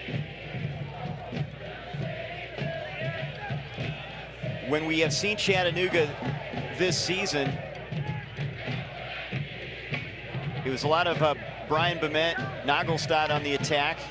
They haven't had one guy, though, that's been the go-to guy in terms of being a goal scorer. That's an issue for sure, but no, that's out of Pato, which is obviously a big name within this squad. I'm talking to Trevor James earlier today, and we talked about the distribution and goals, and he kind of had a little chuckle with it, saying, you know, it's funny, Devin, didn't necessarily think Pato was going to be the go-to guy, and not saying that he is, but pretty much everybody on the field is score outside of my goalkeepers. And he kind of laughed, and you know, you could tell that he took pride in it, though. And the fact that they're able to distribute all over the field, Chattanooga wish they could say the same thing. They're just having trouble scoring in general, yet alone having one guy step up to do it. Pato with 5 goals now, 2 of them against the LA Force. I'll make it real simple. Even if you took Pato and put him on the front line for Chattanooga right now, there's not enough distribution up there for him to score enough goals.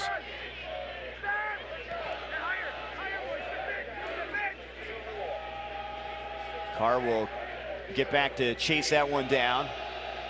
Approaching 68 minutes gone here. Detroit City getting goals from Pato and Jimmy Filerman in the second and 19th minutes to set the tone in the first half.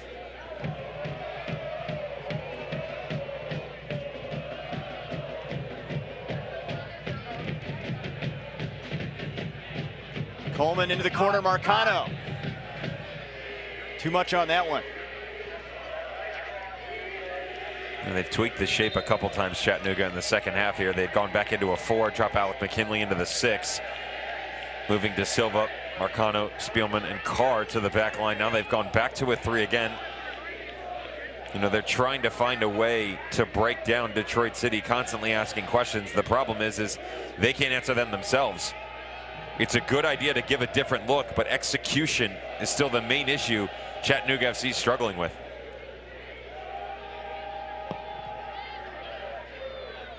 Steinwasser with the big leg. Matthews gives that one away. Gets it back.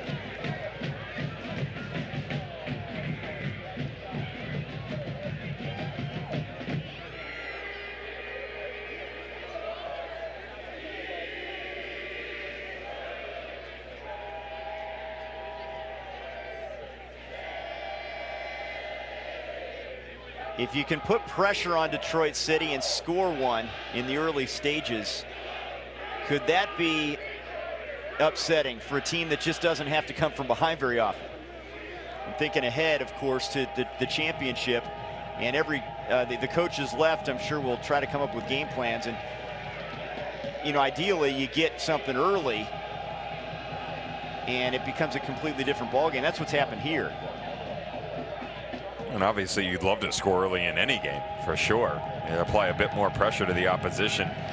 Here's what it comes down to when you're matched up against a team like Detroit City. Trey, it's the ability to perform. That's what it is. Because you're not going, I can tell you right now, within this league, you're not going to outsmart Trevor James. Let's get that out of the way. The guy is miles ahead of the opposition tactically, and he has the ability to change as to what's being thrown at him. Now, the difference is, do you give yourself the chance to get a goal or to make him change? That's where teams run into problems, because Detroit City gets out on the front foot, they go get their goal, and then they can make any change that they want to their liking, as opposed to teams that are reacting to them, right? Chattanooga the entire night is chasing the game instead of taking the game to the opposition. That's where teams get it wrong. They start slow, and then they have to make their way back into it, where instead, and you don't necessarily have to score, you just have to challenge the mind and brain of Trevor James and his players. Because you can change your shape and formation and anything that you want. You don't have to score. But if you can't execute, that's all it comes down to. Okay, well, let me ask you this then. When you look at the 3 ties this season, Cal United was early on in the NISA Legends Cup. That was a scoreless draw. Scoreless draw with Stumptown AC and a 1-1 tie with the Michigan Stars. They took the lead in the 50th minute on a Sadie goal, and then Newell scored on a PK in a very physical game in the 89th minute. Those are the 3 games where there's been some doubt. They did not get the win in those 3, but they didn't suffer the loss either. Here's the difference. You can have doubt in the game against the Michigan Stars. Detroit City was still the better team. In the game against Cal United, Detroit City didn't play well, but neither did Cal United. Would still argue that Detroit City was the better team in that game. The only game that I would make the argument in is the 0-0 draw against Stumptown. I don't necessarily think, and I've heard this from Trevor James, from a lot of people around the organization, they weren't great. Were they the better team and beaten that day? Hard to say. Bad turnover. It is, and here's Matthews with an opportunity, and he fires it high. You know, in that third matchup against Stumptown, did Stumptown do enough to beat Detroit City? Obviously not, because they didn't put one in the back of the net. But the counter argument would be Detroit City didn't necessarily do themselves any favors with their performance. That's probably the most that they've been tested all season long, and still it ended up in a 0-0 draw. Yep.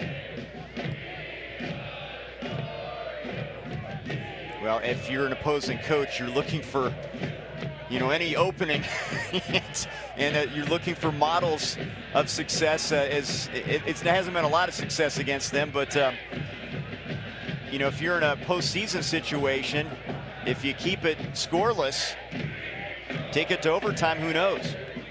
But that's a lot to ask against this squad the way they're playing right now.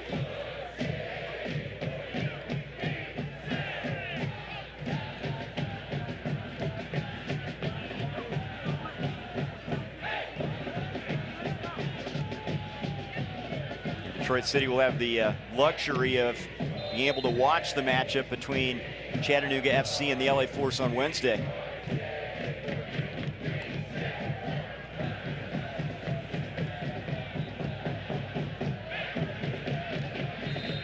There's a foul.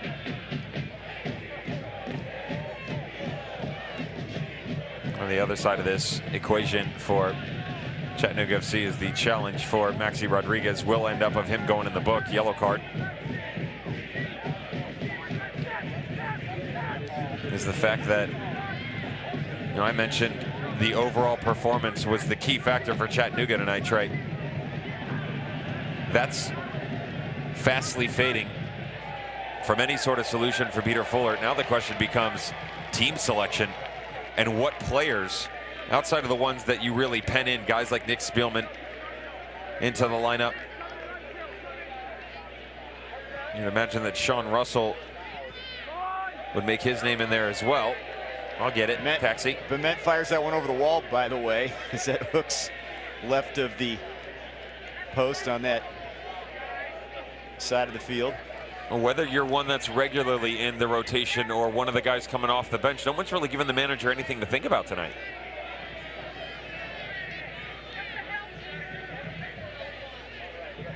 Brett Jones is another guy we saw who had some moments with a couple goals. Has made progress forward. A lot of decisions to be made before that match on Wednesday.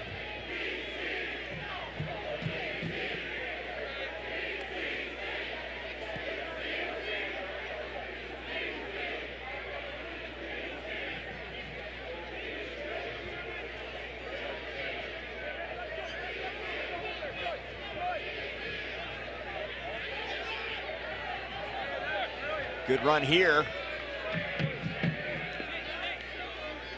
Carr takes it all the way down the field and then loses possession. Same situation though. It comes down to decision making, Trey. And is it a good run? Yeah, but he didn't need to make it. As he started to push higher, he had no support in the middle. You're closed down, 5v1, swarmed by Detroit City defenders. Step on the ball. Someone's got to tell him that he's got to pull that back and start to rotate the other direction. That can come negatively back towards your defensive line so that you can swift around the other side. You can start to move towards the interior, but you got to change it up here.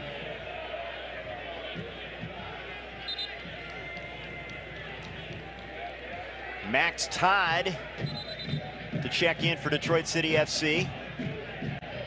3 goals, including a PK against Chattanooga FC in the NISA Legends Cup final.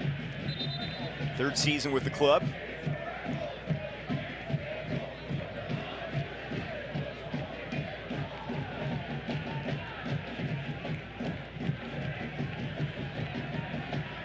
Just another piece to the puzzle as they go to Todd here. 76 minutes gone. Rodriguez gets a break.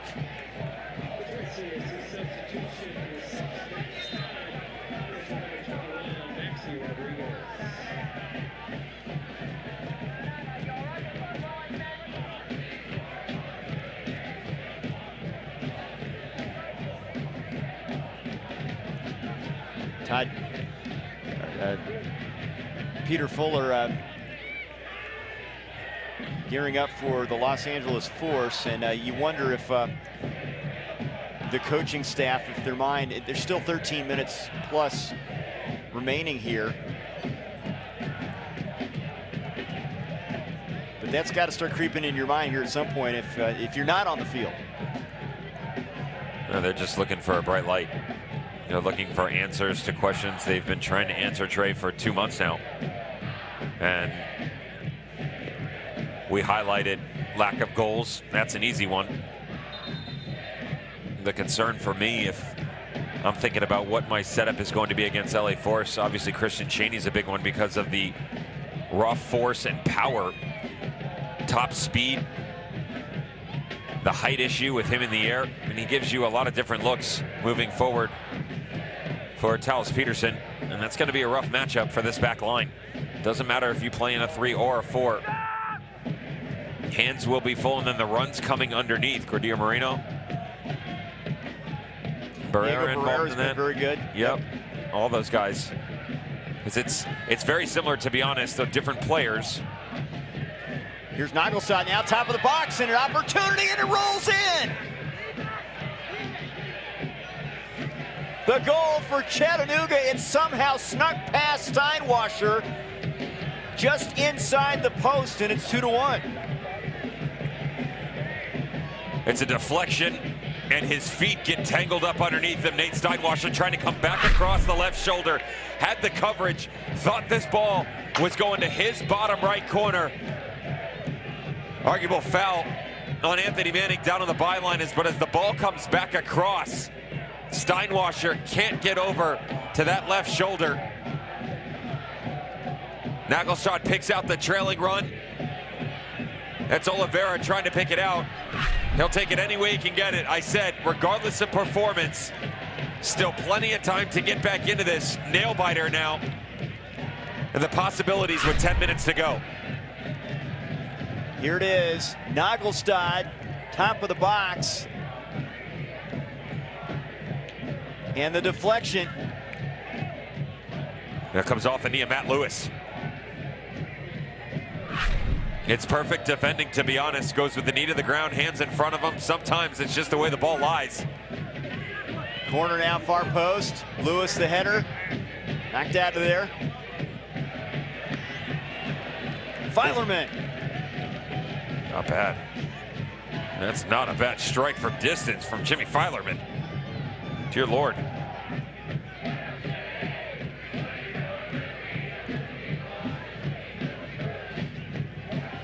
Trying to get the goal back here, and some fight left in Chattanooga FC.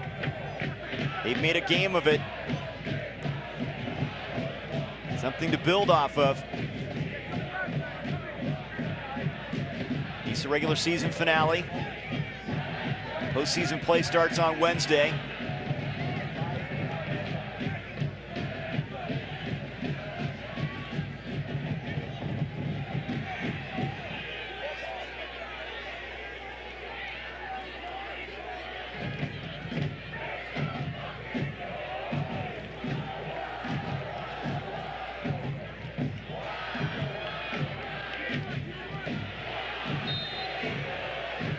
And offsides here. Max Todd. Let's take a look at Filerman giving a good go at it at the goal. Look at Yimmy. Oh, Jimmy. Look at the ball. True movement. Catches it. Oh, so perfect. No rotation on it whatsoever. Can't ask for anything better than that, Trey. Of course, unless it ends up in the back of the net, but an excellent strike from distance from Jimmy Filerman, trying to add to his tally in that 19th minute goal.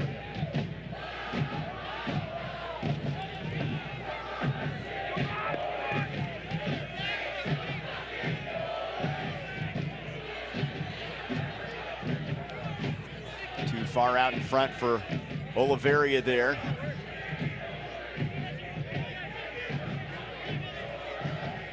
Matt Lewis, the star in the back line from Kansas City, Missouri. It seems stunned that goal was allowed here. It appeared to surprise Steinwasser off the deflection. A goalkeeper could only do so much, right? He had the right marking, had the defensive shape in front of him. The only argument would be the lack of pressure on Felipe Oliveira at the top of the 18.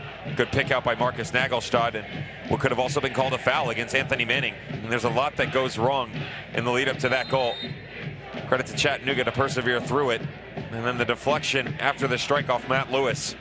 Really difficult for Steinwasser to track all the way through that.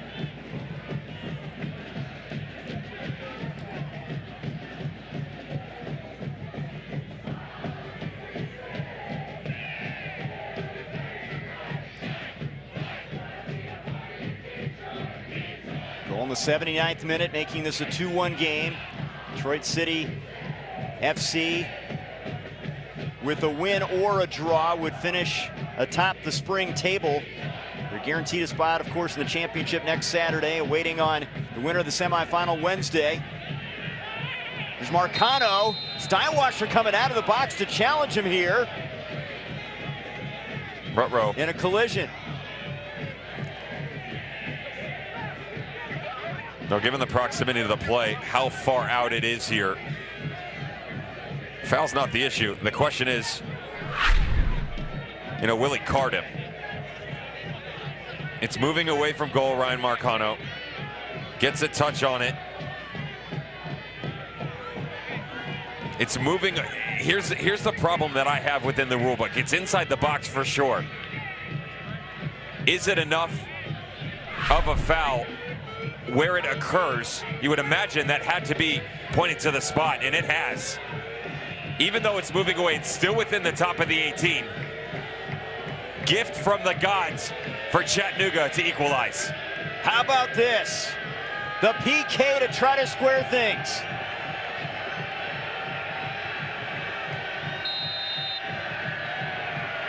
Oliveira. Denied by Steinwasser.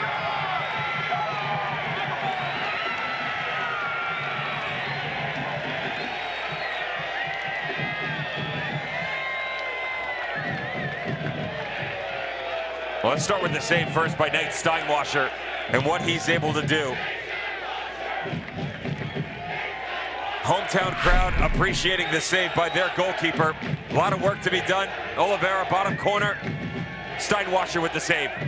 Not the greatest of penalties. And this is where the rule book always gets me, because, Trey, he's not going to score here, right? But it is a foul. It is in the box, and you do take him down. You forced the hand of the referee to point to the spot, no matter which way it ends. But still, good on Steinwasser to step up here when called upon. Hasn't had a lot to do in this game, but when asked, he has given every answer and then some. Keeps Oliveira from evening things up here as we're past 85 minutes.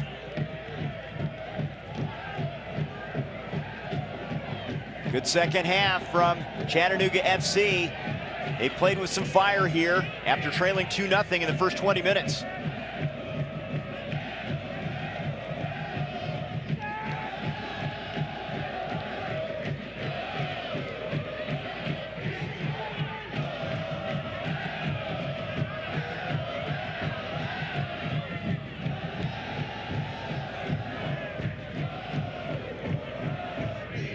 Here's Coleman in traffic.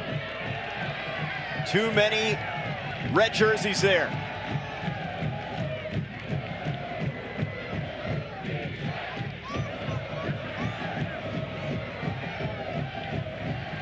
And how about that run from Steve Carroll all the way to the other end? Let's go back to the penalty one more time before this corner gets knocked in. Felipe Oliveira, not enough power whatsoever, goes for placement. Steinwasser's read that book before. He's still got his library card. Gonna have to track him down to get that one back. Excellent save by the goalkeeper.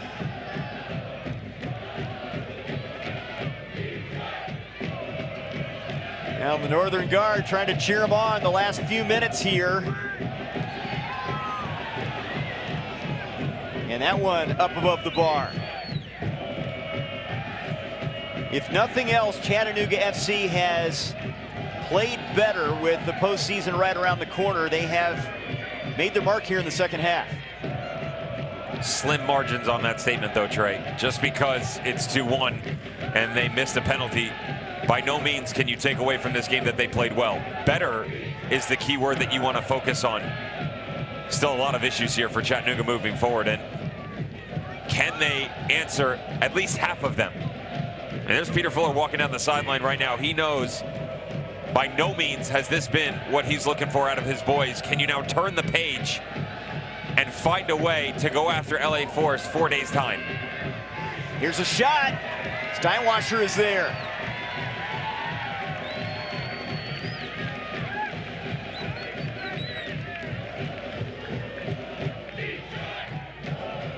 There's Cutler Coleman putting one on frame.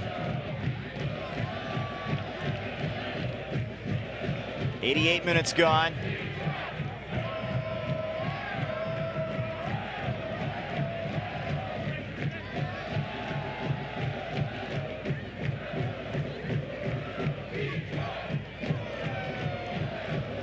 De Silva. It's off over the foot of Bement. Coleman. Now the color guard of smoke bombs into the mix now as the home fans get going, Trey. Anticipating a victory here. Still some work to do.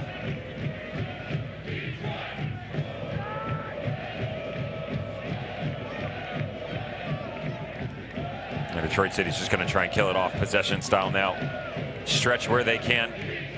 Maintain as much ball movement as possible and just keep everybody chasing. They won't force the issue unless Chattanooga overextend themselves and get themselves into trouble. Just a couple of minutes to go. Lest we forget that over the last 10-15 minutes, talking about Chattanooga trying to get back into this thing, all Detroit City needed to put another trophy on the mantle was a draw. The 1 point would have drawn them level with LA Force, but due to goal differential, they would have claimed victory in this spring league. Guess what? 3 points. Leave no doubt is something that is always talked about within this club. And they've done it again. At least they think they have. Couple seconds to go here to see this one out. And if it is a championship game preview, Chattanooga FC and Detroit City FC have a bit of a scouting report. Next Saturday, Detroit City FC will take on either this Chattanooga club or the LA Force. They meet on Wednesday in the semifinal. +5 added time.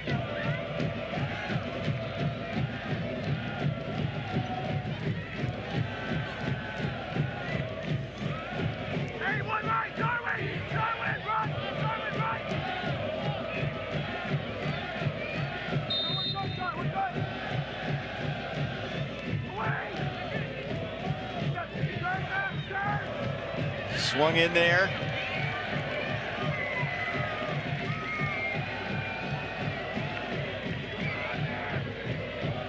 Good job keeping it in. Marcano. Two defenders back in front of him, waiting for some help.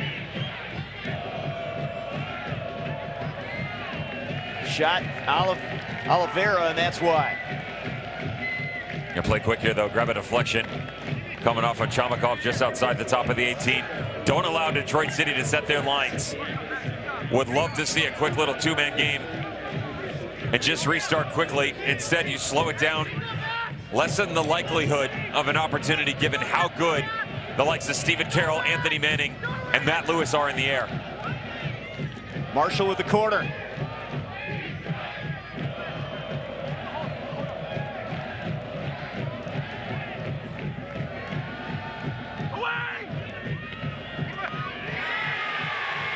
And denied by Steinwasser. The header, as again they keep the pressure on. And Steinwasser there again.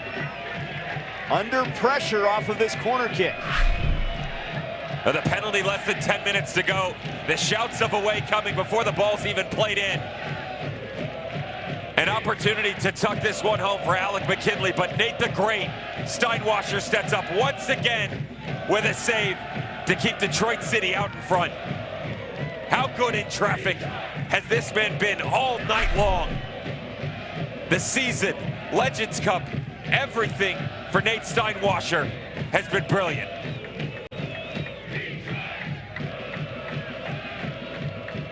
Does Chattanooga FC have a one last ditch effort available here? Minute plus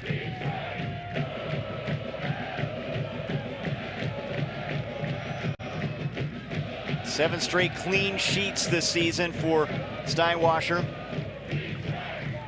Coming off a shutout against Stumptown.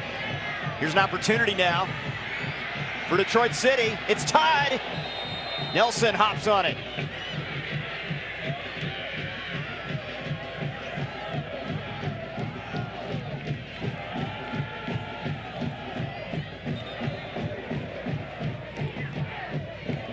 Max Todd coming in as a sub here in the second half.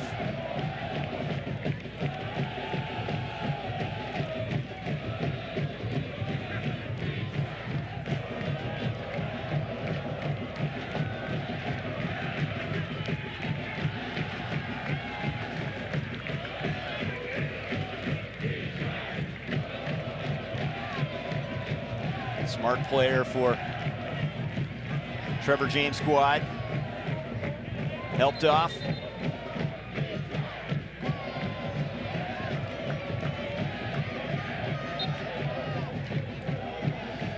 it looks like Detroit City's going to finish atop the spring season table and gear up for the championship a week from today on this field at the Key. That's going to happen no matter what. Can Chattanooga FC muster up something last ditch? We saw the long throw in the first half by Chris Marshall. He's sending all the troops into the box now. Last ditch effort. Got to get someone on the end of it. High in the air. In traffic. There's Steinwasser to the left of the net. And that may have done it.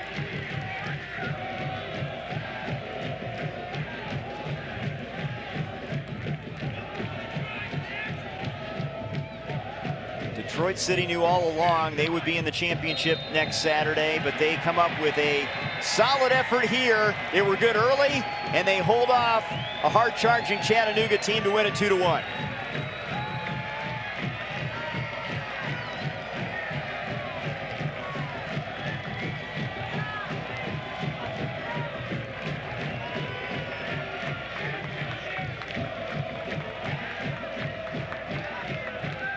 Pato and Filerman with goals in the first half.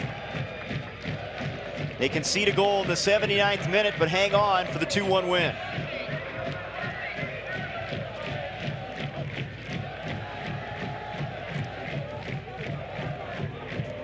The last Chattanooga throw in, and it was tough down the stretch for Steinwasser. He steps up. Chris Marshall once again, this long throw in, and after the deflection, watch this thing just pop itself out right at the top of the 18. An opportunity here to at least get something on frame. Unfortunately, too little, too late for Chattanooga. De Silva couldn't connect. Nate the Great, once again, so nonchalantly closes this game out. But his actions tonight are the reason this team is walking out of here with a 2-1 victory. Detroit City FC, the spring season champions. We'll be back to wrap this one up from Hamtramck, Michigan after this.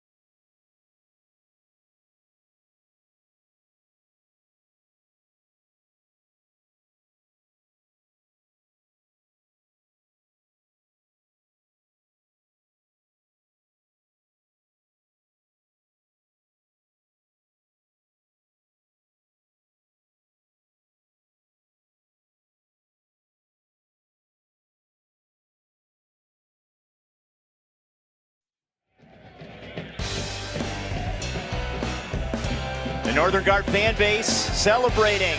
Nate Steinwasser holding off Chattanooga FC as Detroit City FC wins it 2-1 on home turf in the NISA regular season finale. Postseason is right around the corner, and the scoring was early on for Detroit City FC as we look at the numbers. Wouldn't necessarily say this was fully telling of what went on here tonight, Trey, given the fact that Detroit City was untouchable for 60 minutes of this match. From there, up and down for Chattanooga, would say in 2 to 3 minute increments really, but Detroit City once again reigns supreme in their 2-1 victory. They have won the spring season of NISA. And they will get the hardware that comes along with that. How about Pato? 2 minutes in, getting things started for Detroit City. Sometimes it's press, sometimes it's pressure. Let's go with the latter. What we can do is that Cyrus in the middle, always the man you want to talk about. Sadie getting stuck in, finding their talisman up top. It's 1-0, just 2 minutes into the game. Let's turn the heat up. 17 minutes later, similar work being done by Maxi Rodriguez down into the channel. Good ball back across, another finish. This time from their wingback, Filerman, 2-0. And then they were trying to find a way to battle back in. Chattanooga FC, a lot of questions in the final third. None of them really answered within this match. They would, however, get a goal. Questionable, no foul call down on the byline. Ball comes back across. You find Oliveira. He finds the bottom corner off the deflection of Matt Lewis. Steinwasser can't get back to it. And then, controversy? Not whatsoever. I'm sure Detroit City fans feel hard done, but watch the tape. It's inside the box. It's a foul. It's a penalty, but it's a save by Nate Steinwasser that secures the 2-1 victory for Detroit City. Another title, 3 in a row now for La Rouge. So the NISA regular season comes to a close as Detroit City FC celebrates, and now it's time to gear up for the postseason. Should be a lot of fun. Chattanooga FC and the LA Force on Wednesday in the semifinal. Detroit City awaits the winner. They get a week off to get ready for the championship. The LA Force, remember, they're going to have to continue their winning ways. That team's been on some kind of streak. Definitely outside of Detroit City, the second best team that we've seen in NISA. You would have to imagine the betting odds have to be on them and Christian Cheney. However, Detroit City, odds-on favorite overall. Who can progress their way to next Saturday? So a big win for the home team. Detroit City FC beats Chattanooga FC 2-1. Thanks to Devin Kerr and producer-director Kevin Shank. The postseason is next for NISA. Good night from Hamtramck, Michigan.